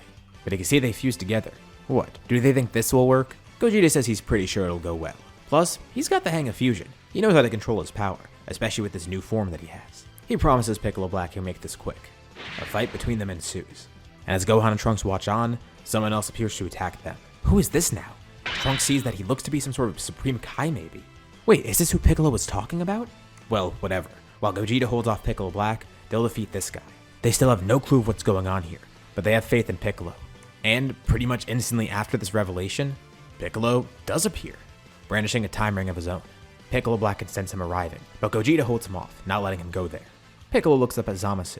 He already knows what's going on. Zamasu said that's impossible. Sure, he knows of Zamasu, but he can't know what's going on here. And Piccolo tells Zamasu, the Zero Morals plan, it might seem good. He points a finger at Zamasu. Too bad for him though that the plan has some holes in it. He quickly launches a blast, puncturing right through Zamasu, leaving a hole in him. But Zamasu immediately regenerates. What? He thought Piccolo knew his plan. He should know that he's immortal. And Piccolo says he did. He was just testing something. He stretches out his hand, paralyzing Zamasu. He then throws a small container on the ground and quickly performs a Mafuba, sealing him away. Piccolo turns over to Gohan and Trunks. He thanks them for helping too. He's got everything under control here though. And he knows it's probably pretty confusing, but he'll explain in a bit. He's figured out everything, including a way to stop this. Piccolo Kaikai's over to Gogeta. He smiles as soon as he sees the fusion. He's glad that they actually went through with it. Piccolo Black seems to have a pretty tough time here, and he says he still has one trump card. He might be outnumbered here, and he might be outmatched by this fusion. But he has his own fusion. Before he can grab the Potara, Piccolo then shoots it right off. Yeah, that's not gonna work. Besides, even if he did grab the Potara, Zamasu's already been dealt with. Wait, what? Piccolo tells Piccolo Black he'll spare wasting any more of his time. He doesn't really have much left anyways, so they might as well spend it just fighting. How cocky of this mortal. He'll find a way ahead. But Piccolo doesn't really think so. He powers up into his own orange form, thanking Gogeta for holding this guy off. And he says once they're back in their own timeline, he'll have to fight them fused. Gogeta laughs. He tells Piccolo that he just hopes he's stronger than this faker. Piccolo says Gogeta won't have to worry about that. This guy is a faker after all. He doesn't know how to properly utilize Piccolo's powers. Even if he has that form and claims to know how to use everything, you can tell this guy still has a long way to go. He might have the raw power to back it up, but against these two, or I guess these three, that raw strength won't be enough. Gogeta disappears from sight, and then Piccolo Black is held in place. He tries to attack Piccolo, but Piccolo delivers a rapid flurry of punches. He's held in place by the Godbind. He looks down at Gogeta, blinking, sending a powerful blast towards the fusion, freeing himself from the Godbind. He starts exchanging blows with Piccolo, but Piccolo is able to overcome him. But as they're trading blows, Gogeta then launches up from the ground below, with a fist stretched out in front of him, hitting Piccolo Black with a clean uppercut. And quickly midair, he spins around, kicking Piccolo Black down towards the ground. But as Piccolo Black rockets towards the surface below, Gogeta follows him, rocketing down below as well. With a hand outstretched in front of him, holding a strange ball of rainbow ki, he launches the blast at Piccolo Black, a Soul Punisher. He collides with the ground as soon as the attack hits him too. There's a massive, colorful explosion. He's badly injured, trying to regenerate himself. But it's hard to heal his own self, even with the regeneration. He then feels a hand around his leg. Piccolo stretches his arm out from up above, then flings Piccolo Black back up into the sky. Once again, Gogeta performs a Godbind, holding Piccolo Black in place. Piccolo thanks him. This will be much easier than shooting a moving target. Quickly, he puts 2 fingers on his forehead, charging a Makanko Sapo. He'll make sure this guy doesn't come back. He knows how to stop that regeneration. He launches the beam, piercing right through Piccolo Black's head, completely destroying it as well. And just for good measure, Gogeta launches a flurry of Ki Blasts, destroying the rest of him. The two sigh a breath of relief. Gogeta then looks over at Piccolo, giving a thumbs up. Piccolo smiles, powering down and giving his own thumbs up. They go back over to where Gohan and Trunks were. Oh yeah, now Piccolo could actually explain. He gives them a brief rundown. They were able to figure out what Zamasu was up to, and stop him before he did it in that timeline. It did take a lot of time. They want to make sure they were right after all, and made sure they didn't forget any details. And clearly it worked. Piccolo came here, stopping everything before it got even worse. That's why he came extremely prepared. Well, they're glad to have him here, and Trunks thanks him, as well as thanking the others too. Gogeta defuses immediately after. Oh yeah, one more thing Trunks needs explained. They tell him about what fusion is. Maybe they'll show him someday, but hopefully he'll never need to use it. Trunks does think it's pretty cool, although he doesn't really have anyone to fuse with anyways, but still, pretty cool. And Piccolo thanks Trunks too. Because of him, they stop Zamasu in the present timeline as well. And who knows, maybe he'll be reformed. Piccolo will be sure to check on him in the near future as well, making sure there's not another Zero Mortals plan. Once again, Trunks helped to save them, and they help save Trunks. Piccolo says he's ready to head back, but Trunks says they're probably going to need the time machine, right? Actually, not really. Piccolo tells everyone to grab onto him. How did they think he got here in the first place? Oh yeah, he did say he would come here on his own. Wow, he's really full of surprises. They all say their goodbyes to Trunks, as Piccolo takes them back to their timeline.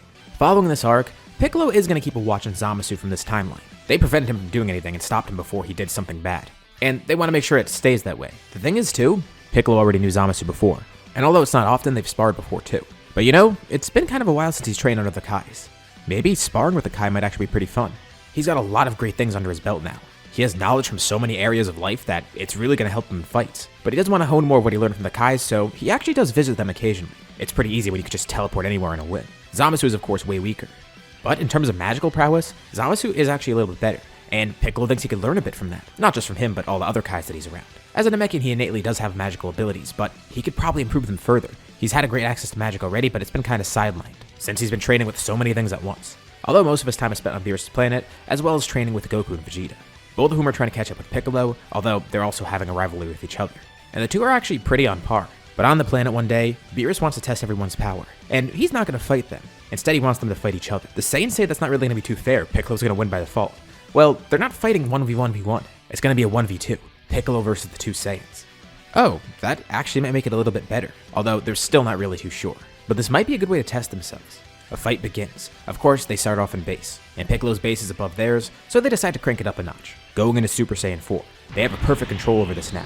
Stamina's not too big of an issue with this, and the two Super Saiyan 4s fighting Piccolo together is actually a pretty good challenge. But they're amazed that Piccolo somehow is still able to keep up. He's actually disadvantaged right now, but once he goes into his power awakened state, it turns the tables again. Alright, looks like they're gonna have to crank it up more. And here's something that they haven't really had much practice with, Super Saiyan Blue. They unlocked it way later on, and it is their strongest form right now, but they don't have as much practice with it as normal. So while it has great power, there's still some issues with it. But this is enough to tip the scales once more, and Beerus is surprised to see they're already at their full power, wondering if Piccolo's gonna do the same.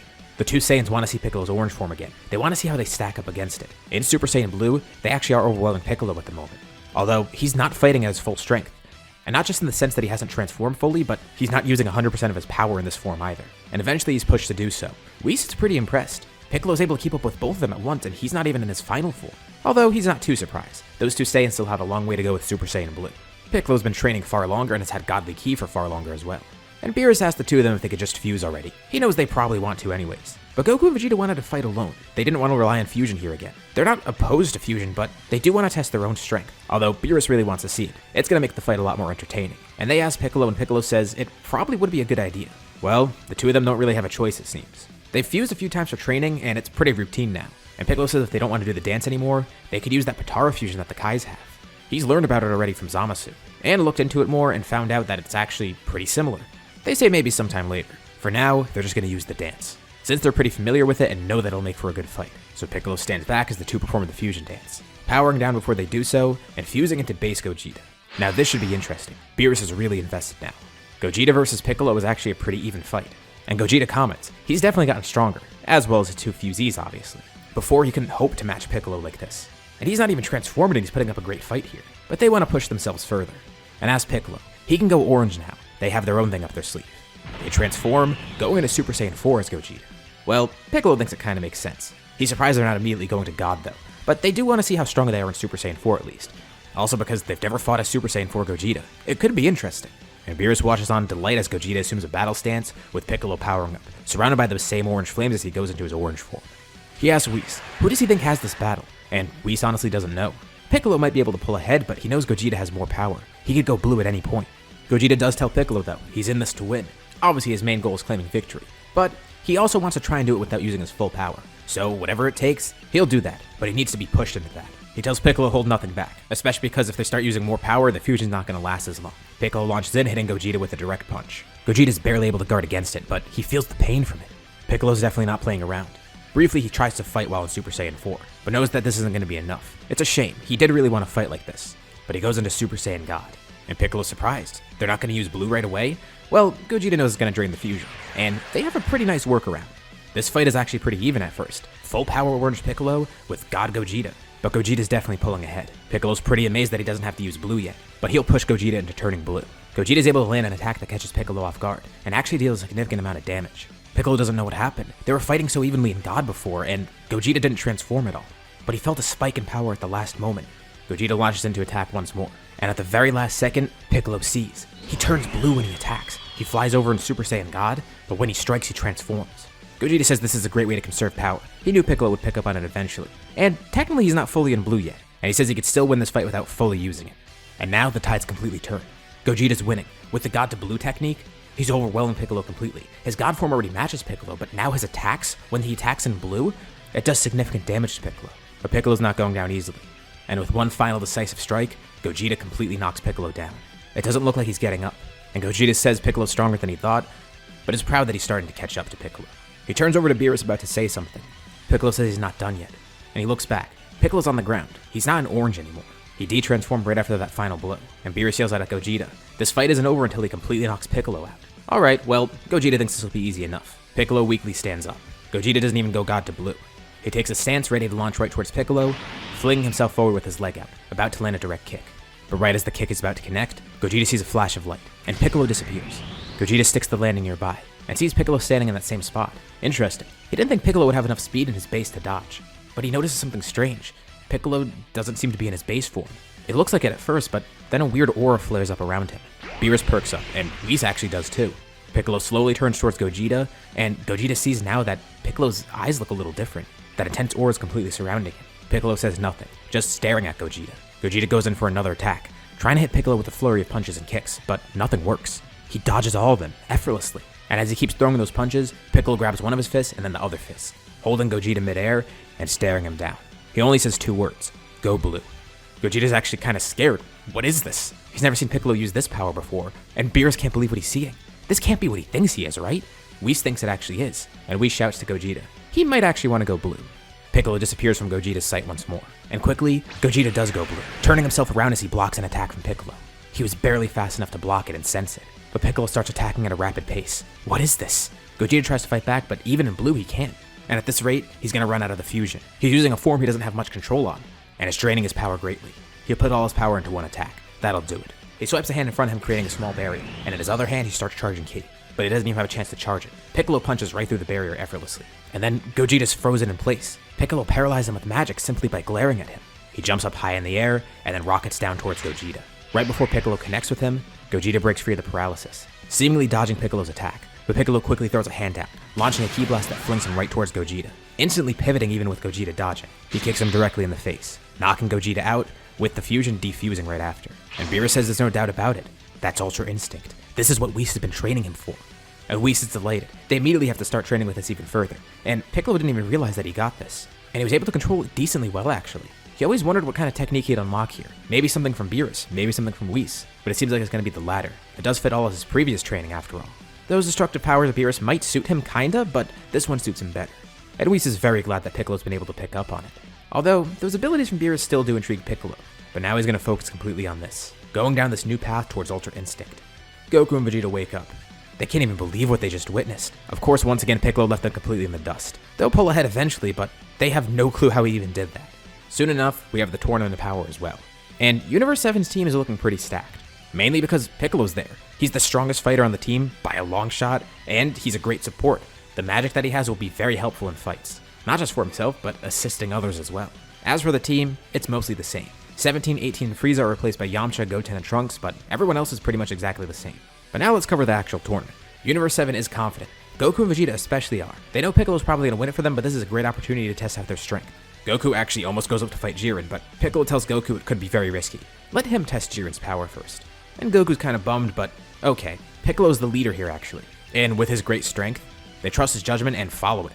It's like I mentioned way before in the beginning of the series. Piccolo being the strongest isn't just going to affect his strength, it's going to affect how everybody around him operates. Now, that's a big change in this tournament. In the original tournament, Gohan led the team, but half the team didn't listen to him, and just went with their own strategy. They're actually going to listen to Piccolo here though. His judgment has saved them so many times before, and with his great strength and wisdom, they view it very highly. Everyone on the team listens to what he says. Piccolo's plan was to have everybody fight with somebody else. Sticking together is the best bet. Piccolo himself is going to fight alone, but for example, Gohan's going to fight with Goten and Trunks. The humans are all going to stick together, and Goku and Vegeta are just going to fight together. That way everyone will be able to assist each other. And in the event that someone does get knocked out of the ring, well, Piccolo has more than enough ways to actually get them back in. And he's going to pace himself, ready to test out Jiren's power. The two begin brawling, and much to Jiren's surprise, Piccolo's actually somewhat of a challenge. At first at his base, Jiren can kind of fend him off, but he does have to get a little bit serious about it. It's not like Goku versus Jiren. Jiren is actually fighting back here, and Piccolo commends him. This guy really is strong, and he might actually be his first challenge in a while. It'll be an honor to fight him, and Jiren tells Piccolo to not get too ahead of himself. This will not be an easy match. Piccolo goes into his power awakened state, and the two continue brawling. Meanwhile, somewhere else in the ring, the Hybrid Saiyans face the Pride Troopers. Gohan actually kind of admires them because they're all superheroes, and they have pretty cool poses too. But they eliminate most of the Pride Troopers very quickly, which surprises them. Universe 11 is actually pretty strong, and this only leaves Toppo and Dispo left, which might actually be a good challenge for the hybrids, although Goten and Trunks fuse immediately, going right into a mastered Super Saiyan 3. And Gohan's glad they're taking this seriously. These two actually seem pretty tough. He goes into Super Saiyan 4, but quickly comes to realize that it might not be enough, even with Gotenks on his side. The good thing is Toppo and Dispo aren't at their full power yet. Toppo is actually not going to bring out his God of Destruction mode. And Gohan kind of is holding something back, but he knows as a key to victory here, he's going to need to use it. As much as he would love to pace himself. He says these two are going to be the first to witness his brand new power. He's continued practicing with Super Saiyan 4, and has gone beyond it. Since it is Super Saiyan with Great Ape, he thought to himself, can't he just do the same with Super Saiyan 2? And he figured out a way to ascend. He powers up while in Super Saiyan 4. His aura morphs into something else, and red lightning strikes around him. His hair slightly spikes up. His fur gets a little bit of a different tint, but otherwise it looks really similar to Super Saiyan 4. And Gotenks looks on in amazement. He didn't even know that Gohan had this, and he's kind of annoyed that he stole the spotlight again. He tells Gohan he'll get that Super Saiyan 4 form someday, but Gohan says that's not what this is. This is a new state beyond it. He just simply calls it Super Saiyan 5. They make quick work of Toppo and Dispo, and Goku and Vegeta could sense this from across the ring, looking over and then seeing Gohan. That's awesome! He ascended Super Saiyan 4?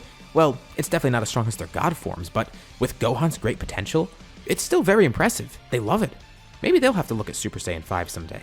Although, they can't focus on it for too long. Right now they're facing the Universe 6 Saiyans, and it's not really too big of a deal. Kale is a threat at this point, especially when she does go berserk, so they focus on getting rid of her. They would enjoy fighting her just solo, but they can't. She clearly can't control her power, and that makes her a huge threat. And with their combined strength, they're able to land a finishing blow that sends her flying outside the ring, while also fending off Kappa and Caulifla. But at the last moment, Kappa's able to save Kale, kicking her back into the ring, which propels himself outside of the ring too, since she was already so far out. Goku and Vegeta are surprised at how resilient these two are, and Caulifla says they're not done yet. She places an earring on, and Goku and Vegeta recognize that. That's the thing that Piccolo mentioned, right? She places one on the almost unconscious Kale too, with the two of them fusing into Kefla. Oh great, now they have to fight a fusion. How is that even allowed? Those are items. Well, Zeno rules it as fair because he likes it, he thinks it's cool.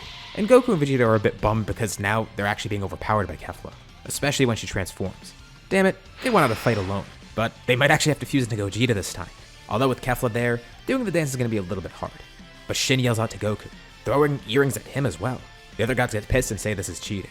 But Zeno said it's already fine, and he does approve it. Kefla aims to get rid of them before they can fuse. And Vegeta really wants to fight alone. Why do they have to fuse in every battle they're in? He's not opposed to fusion, but here, he wanted to test his own power out. And Goku says it's a bummer too, but they don't really have a choice. They each place the Potara earring on, creating a brand new fusion. At the last second, Kefla's attack is blocked by a new fighter. And the man's surprised. Wow, he has different clothes. And he feels like a different person too. So this isn't Gogeta, this is someone completely different. Well, why don't they call this fusion Vegito instead? And he'll be able to fight without transforming here. As this all goes on, Piccolo's fight with Jiren continues. Piccolo could sense Vegito fusing, and he easily defeats Kefla, with Vegito beginning to go after everyone else, cleaning up all the other fighters. He tells Piccolo to focus on that Jiren guy. All of their team is still in the ring, and with Vegito and Gohan's help, they could pretty much clean up everybody else. Jiren tells Piccolo he admires his strength, but it won't be enough. The two continue powering up. Jiren says while Piccolo's strong, he doesn't have a full focus on raw power like him. He's weak, and he still relies on others for his help. But Piccolo says it's the opposite. That's what made him strong, relying on others. Or rather, the desire to protect others and have them rely on him. That's what pushed him this far. Jiren bulks up considerably as his aura flares up too. He tells Piccolo no matter how he slices it, it won't be enough. And the two of them grab each other's hands, starting to wrestle, as Piccolo then begins bulking up himself, with his own fiery aura surrounding him as he turns orange. And Piccolo says Jiren should face the facts. He's stronger, and he got there for those reasons.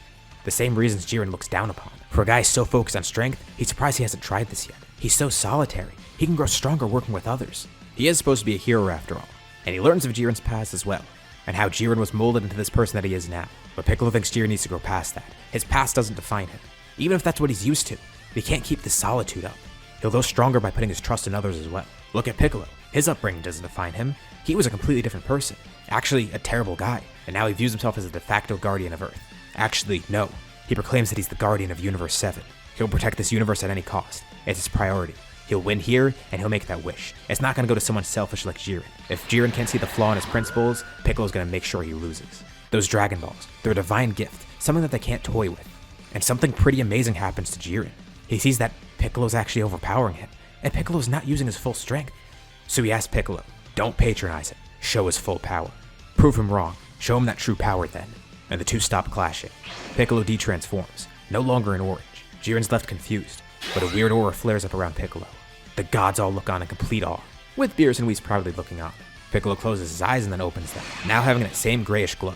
He tells Jiren these are the fruits of his training, and this is what he'll use to defend the universe. And with one simple attack from Ultra Instinct Omen, Jiren is flung completely out of the ring. But as he's almost eliminated, he thinks to himself, Piccolo was still holding back. What an interesting guy. Piccolo then blitzes whoever's left in the ring, even surprising Vegeta with his speed. And with that, Universe 7 wins. And they're not actually sure who to name MVP. But with Piccolo having one of the most important eliminations, and getting some early in the tournament and later on, as well as being the leader, he ends up getting it. Making a simple wish. Restore every other universe. Maybe one day again, he'll see Jiren, and maybe he'll learn the flaws in his ways. Jiren's clearly not a bad guy. Not at all. He's just going down the wrong path. And with him brought back in Universe 11, he reflects on this. Piccolo's definition of strength got him to a new level of power that even Jiren couldn't match. He can't believe it, and he smirks. One day, he'll see Piccolo again. Back on Beerus' planet, Piccolo only has one focus, working on Ultra Instinct even more. Naturally, Goku's pretty interested in the same, while Vegeta, he's actually working under Beerus, going down his own path, viewing this as the way to surpass both of them. He already has been dabbling in this a bit, and maybe, with the power of a destroyer in his hands, he'll reclaim the throne, being stronger than both his rivals. So what actually happens in the story in the meantime? What kind of challenges will they face? Well, for one, Broly's not going to show up at all. There's no Frieza and not really a reason for them to find Broly. They don't know anything about his existence, and as much as I hate to keep him out of the story, there's nothing that Broly can really do to find them either. So he stays on Fappa, and that leads us into the Moro arc. Moro was able to get a fraction of his power back, allowing him to escape prison. That's all he really needed. Now that he's out, he can get the Dragon Balls, regain his youth, and grow stronger that way. Plus, he'll be able to feast on some planets on the way as well. But the Galactic Patrol has an idea of how to defeat him. They go to Earth, and they're not looking for Boo this time, obviously. Instead, they're looking for someone else, a Namekian that apparently lives there, with the powers of a Supreme Kai. That's the only person that could help.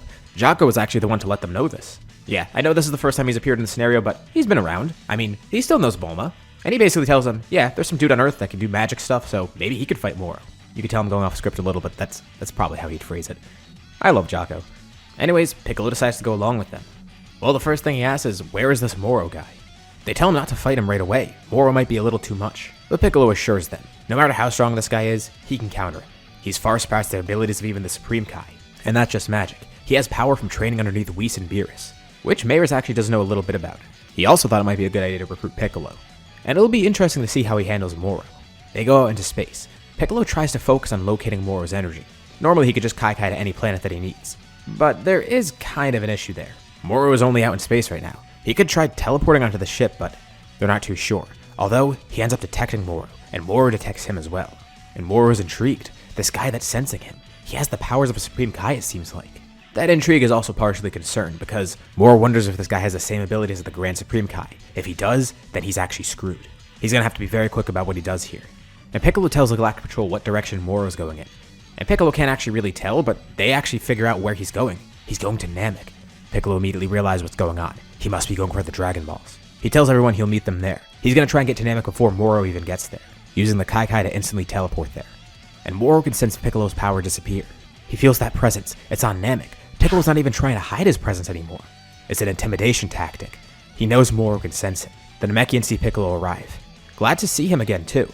He says he wishes he were here under better circumstances, but tells them all to hide, gather the Dragon Balls, keep them safe, and have the warriors keep everyone else safe. There's a threat coming to Namek, and he's here to stop it. Soon enough, Moro's ship does arrive, with Piccolo standing there ready to encounter him. Moro actually compliments him. He sensed that great magical prowess. No wonder this guy was smart enough to figure out where he was going to. And Moro immediately starts trying to drain energy from the planet and from Piccolo himself. But it's not working. Piccolo feels it happen for a brief second, but is able to actually counter it, protecting himself from Moro's magic with his own magic. This makes Moro more concerned. He should have actually expected this, but he could work around it. He'll get energy from the planet. He'll make an escape, actually. He's not going to fight Piccolo one-on-one. Moro says the two of them will have a great showdown. But for now, Piccolo's going to have to wait for him to obtain his true power. Plumes of lava fly up, obscuring Moro. He starts flying away, and feels a hand grab onto his ankle, slamming him into the ground, and then throwing him into one of his own plumes of lava. Moro stops himself midair before he hits it, who sees Piccolo teleported there, with his arms stretched out. He's not here to play around. Moro's not going to get any opportunity to get stronger. He's the perfect person to face off against Moro. Two fellow magicians fighting, with Piccolo having a great advantage in terms of strength, even just in his base form, obviously. He's always made it a point to end these fights quickly, and he's going to take it even more seriously here, especially with Namek at stake. Moro's concerned that Piccolo's actually going to seal him away, but Piccolo has a much better solution. He actually did consider the Mafuba, but heard the Galactic Patrol only sealed him because they couldn't actually kill Moro. Not a problem for Piccolo though, and with one swift motion, he leaps over and grabs Moro. If the guy wants to absorb some energy, Piccolo will give him some, charging a massive amount of ki in his hand, with Moro disintegrating from the power as Piccolo launches a blast. This planet's not going to face any more turmoil. And just like that, the arc's avoided. Another arc that's kind of avoided is the Granola arc. It doesn't happen because there's no Frieza around. Now there is a chance that the Heaters might hatch some sort of scheme that gets Granola to use the wish, but I don't see it happening because, well, without Frieza, they're free to do whatever they want. Granola does want to get stronger and defeat them, but doesn't immediately go for the Dragon Balls. And it's pretty much business as usual, with Granola working under them, and nothing happening with Goku, Vegeta, or even Piccolo. Another arc that does happen though is Super Hero. Piccolo is back on Earth at one point. While he does love training, there are times where he does want to just be back on Earth. He has a house now, he's just living life there, occasionally even training Gohan's daughter Pan. Gohan too as well, which is a big change here that's going to affect how this story goes. Gamma 2 does show up at Piccolo's house at one point, and that fight actually goes pretty much like normal because Piccolo purposely gets defeated, faking his own death, using it as an opportunity to follow Gamma 2 and figure out what he's up to. And once he finds out about the Red Ribbon Army, he wonders if he'll actually need help against them. He feels confident in his own strength. I mean, he probably can do it, but he also does want to see what Gohan's made of, so he recruits Gohan to help him actually. And while Gohan is still a busy guy that's a scholar, hearing about this threat, he's going to be a lot more proactive here, and it's not going to take Piccolo trying to trick him or whatever. Pan actually isn't involved here, it's just Gohan joining in with Piccolo. Piccolo would ask Goku and Vegeta as well if they were here, but they're not. But if they really need their help, he could teleport to Beerus' planet and bring them back here. They probably won't though, they're just being very cautious. The two of them infiltrate the Red Ribbon Army, listening into more of the plans. Gohan's even dressed up as a soldier too, sneaking in disguise with Piccolo. They figure out everything that's going on, and now it's the time to attack. They reveal their identities, facing off against Gamma 1 and Gamma 2. And these androids are actually powerful, way stronger than the androids that they encountered in the past.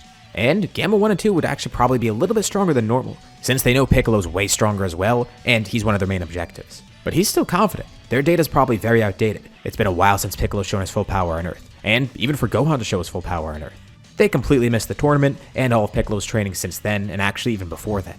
No matter how much data the Red Ribbon Army has, it won't be enough. but he still conserves his energy, going into his power awakened state while Gohan goes Super Saiyan 5, completely shocking the two androids as they're quickly defeated, which causes Magenta to panic, making him want to activate Cell Max. Even though he's been warned by Dr. Hato that it's actually not finished yet, Cell Max still needs to be brainwashed. He's just going to be a mindless monster. It is too late though because he activates Cell Max on a whim. Of course, this project comes as a huge surprise to Gohan and Piccolo, with the Gammas even getting up and warning them about what's going on. They're more loyal to the creator than Magenta, and because this goes against what he wants, and the fact that Cell Max is a huge threat, they decide to actually team up with Piccolo and Gohan. It is the right action as superheroes after all, with Gohan and Piccolo even figuring out this guy's weakness. They actually aren't that worried about Cell Max. He does seem incredibly powerful, but again, the data is outdated. Piccolo immediately goes orange, with Gohan showing off his full power in Super Saiyan 5. He tells Gohan that this is the plan. He'll hold off Cell Max, trying to defeat him if possible. But if this guy does prove to be too powerful, Gohan will come in hitting him in his head, the weak point that'll kill Cell Max. Really, Piccolo knows that if he uses full power and fought seriously here, he could defeat Cell Max. He just wants to see what Gohan's capable of. And if need be, he'll finish the job. Piccolo also becomes giant while in his orange form, clashing directly with Cell Max, wrestling with him. And he can't believe how strong this android is, although Cell Max actually isn't on its level. Piccolo says there's still a significant gap in terms of power, but because this guy's completely uncontrolled, that makes him dangerous. Normally the people he fights have some sort of key control, but Cell Max is just shooting blast randomly, destroying everything around him with no regard. They gotta subdue him as quickly as possible. He knees Cell Max in the stomach, then quickly flipping above him, with a flying elbow that drives Cell Max into the ground. He holds Cell Max down, looking up into the sky as he senses Gohan coming up from above. Gohan launched high in the air and is now charging down at full power, with his leg outstretched for a kick. Piccolo grabs both sides of Cell Max's head, holding it out so Gohan gets a direct hit. He kicks Cell Max right in the weak spot, causing him to be defeated, with both of the Gammas telling him to run away because Cell Max is about to explode. They barely get out of there, but Piccolo and Gohan grab onto the Gammas and save them. They could actually tell. These two androids, they're not entirely bad guys. They were just given the wrong information, the wrong directives. They did want to be superheroes too, and at least they did help here against Cell Max. And with that, both of the Gammas actually live. Piccolo's glad that he didn't even really need his full power either, commenting on the situation, and Gohan's amazed. Piccolo wasn't taking that seriously? Well, he was taking it seriously. He was just interested to see what Gohan would be capable of in terms of strength. Of course, Gohan didn't disappoint him. But Gohan is curious. What is Piccolo's full power? He doesn't feel like he's seen it yet. Well, maybe during the tournament he saw a brief glimpse of it, but he hasn't seen anything since then. Piccolo says he'll show him, but he'll probably need to come to Beerus' planet to do so. Piccolo does need a more proper opponent, and a better place to fight, because if he does truly show his full power off here, he's not too sure how Earth will handle it. Even with all the key control in the world, it might be a little bit too much for planet Earth. Well, Gohan's got some free time, so he decides to go along with it. And the two of them teleport off to Beerus' planet. Goku and Vegeta are glad to see them again. Surprised that Gohan's here too. Beerus is a little ticked off that Piccolo brought Gohan here without his approval, but he promises. Gohan's just here to spectate. He's not going to eat any of their food, and, if anything, having him here will be a good motivator. Beerus is curious. What does he need motivation for? Piccolo says Gohan wants him to show off his full strength, and Piccolo needs to fight some sort of opponent for that. Gohan would serve as great motivation for him to win because he plans on fighting Beerus actually. Really now? Well, Beerus doesn't really know what to think, but before he does anything, Vegeta steps up. He needs to test out his new power as well, and Beerus is actually up for this. He does want to see how Vegeta's grown as well. Goku would love to fight too, but he also wants to see how Vegeta performs, and he wants to see Beerus fight all out. So he actually sits this one out, spectating with Gohan. And Vegeta tells Piccolo they're not going to waste any time here. No pacing themselves, just go full power right away. And Vegeta knows what Piccolo's full power is, so he says not to hide anything. If he truly wants to fight Beerus, first he'll need to get past Vegeta. Vegeta's then surrounded by a fiery purple aura, showing off his strongest form, one that he's had a lot of practice with recently. This is Ultra Ego, something that Piccolo actually has seen before. And what a fitting form to fight Vegeta in, because Piccolo then goes to his full strength. There's no point in hiding it. Both Goku and Vegeta know about it, although Gohan's probably not seen it yet. What, is it that Ultra Instinct thing from the tournament? Well, kinda. Back then, it wasn't really complete. This time, it's the complete version of it. Piccolo's surrounded by the bluish and purple aura, and he doesn't undergo much physical change. His antennae stand up, and his eyes change color. That's pretty much it. A very simplistic looking form, but one that comes with a lot of power and technique. And Goku's glad to see this again. He's close behind Piccolo, almost at the point of completing the form like that, but he still has a long way to go, especially if he wants to reach Piccolo's level. As for Vegeta though, this is a perfect way to test out his power, the two conflicting forms. It'll make for a great match. The battle ensues, as Vegeta instantly rushes in, trying to punch Piccolo. Of course, he effortlessly dodges it. He could feel the power in Vegeta's punches. Vegeta's speed has greatly increased, although it doesn't seem like it'll be a match for Piccolo's speed. Same for his power as well. Vegeta's so much more powerful than he was before. But Piccolo could tell if he did take that punch head on, it wouldn't do too much to him. But he's interested to see how resilient Vegeta is. He knows with this power, Vegeta grows the more he fights. The form is driven by this emotion that Vegeta has. His pride, his ego. Not only does he grow when he takes damage, but just from the thrill of the fight, he grows stronger from that. The two exchange blows. Vegeta does take some of Piccolo's attacks head on, feeling a little bit of a boost in power from that. And Piccolo comments on this. Vegeta's truly ascended to a new level of power. One attack from Piccolo before probably would have knocked him out, but now Vegeta's taking them head on, and even being thrilled by them. Vegeta says he still has a lot more power to show.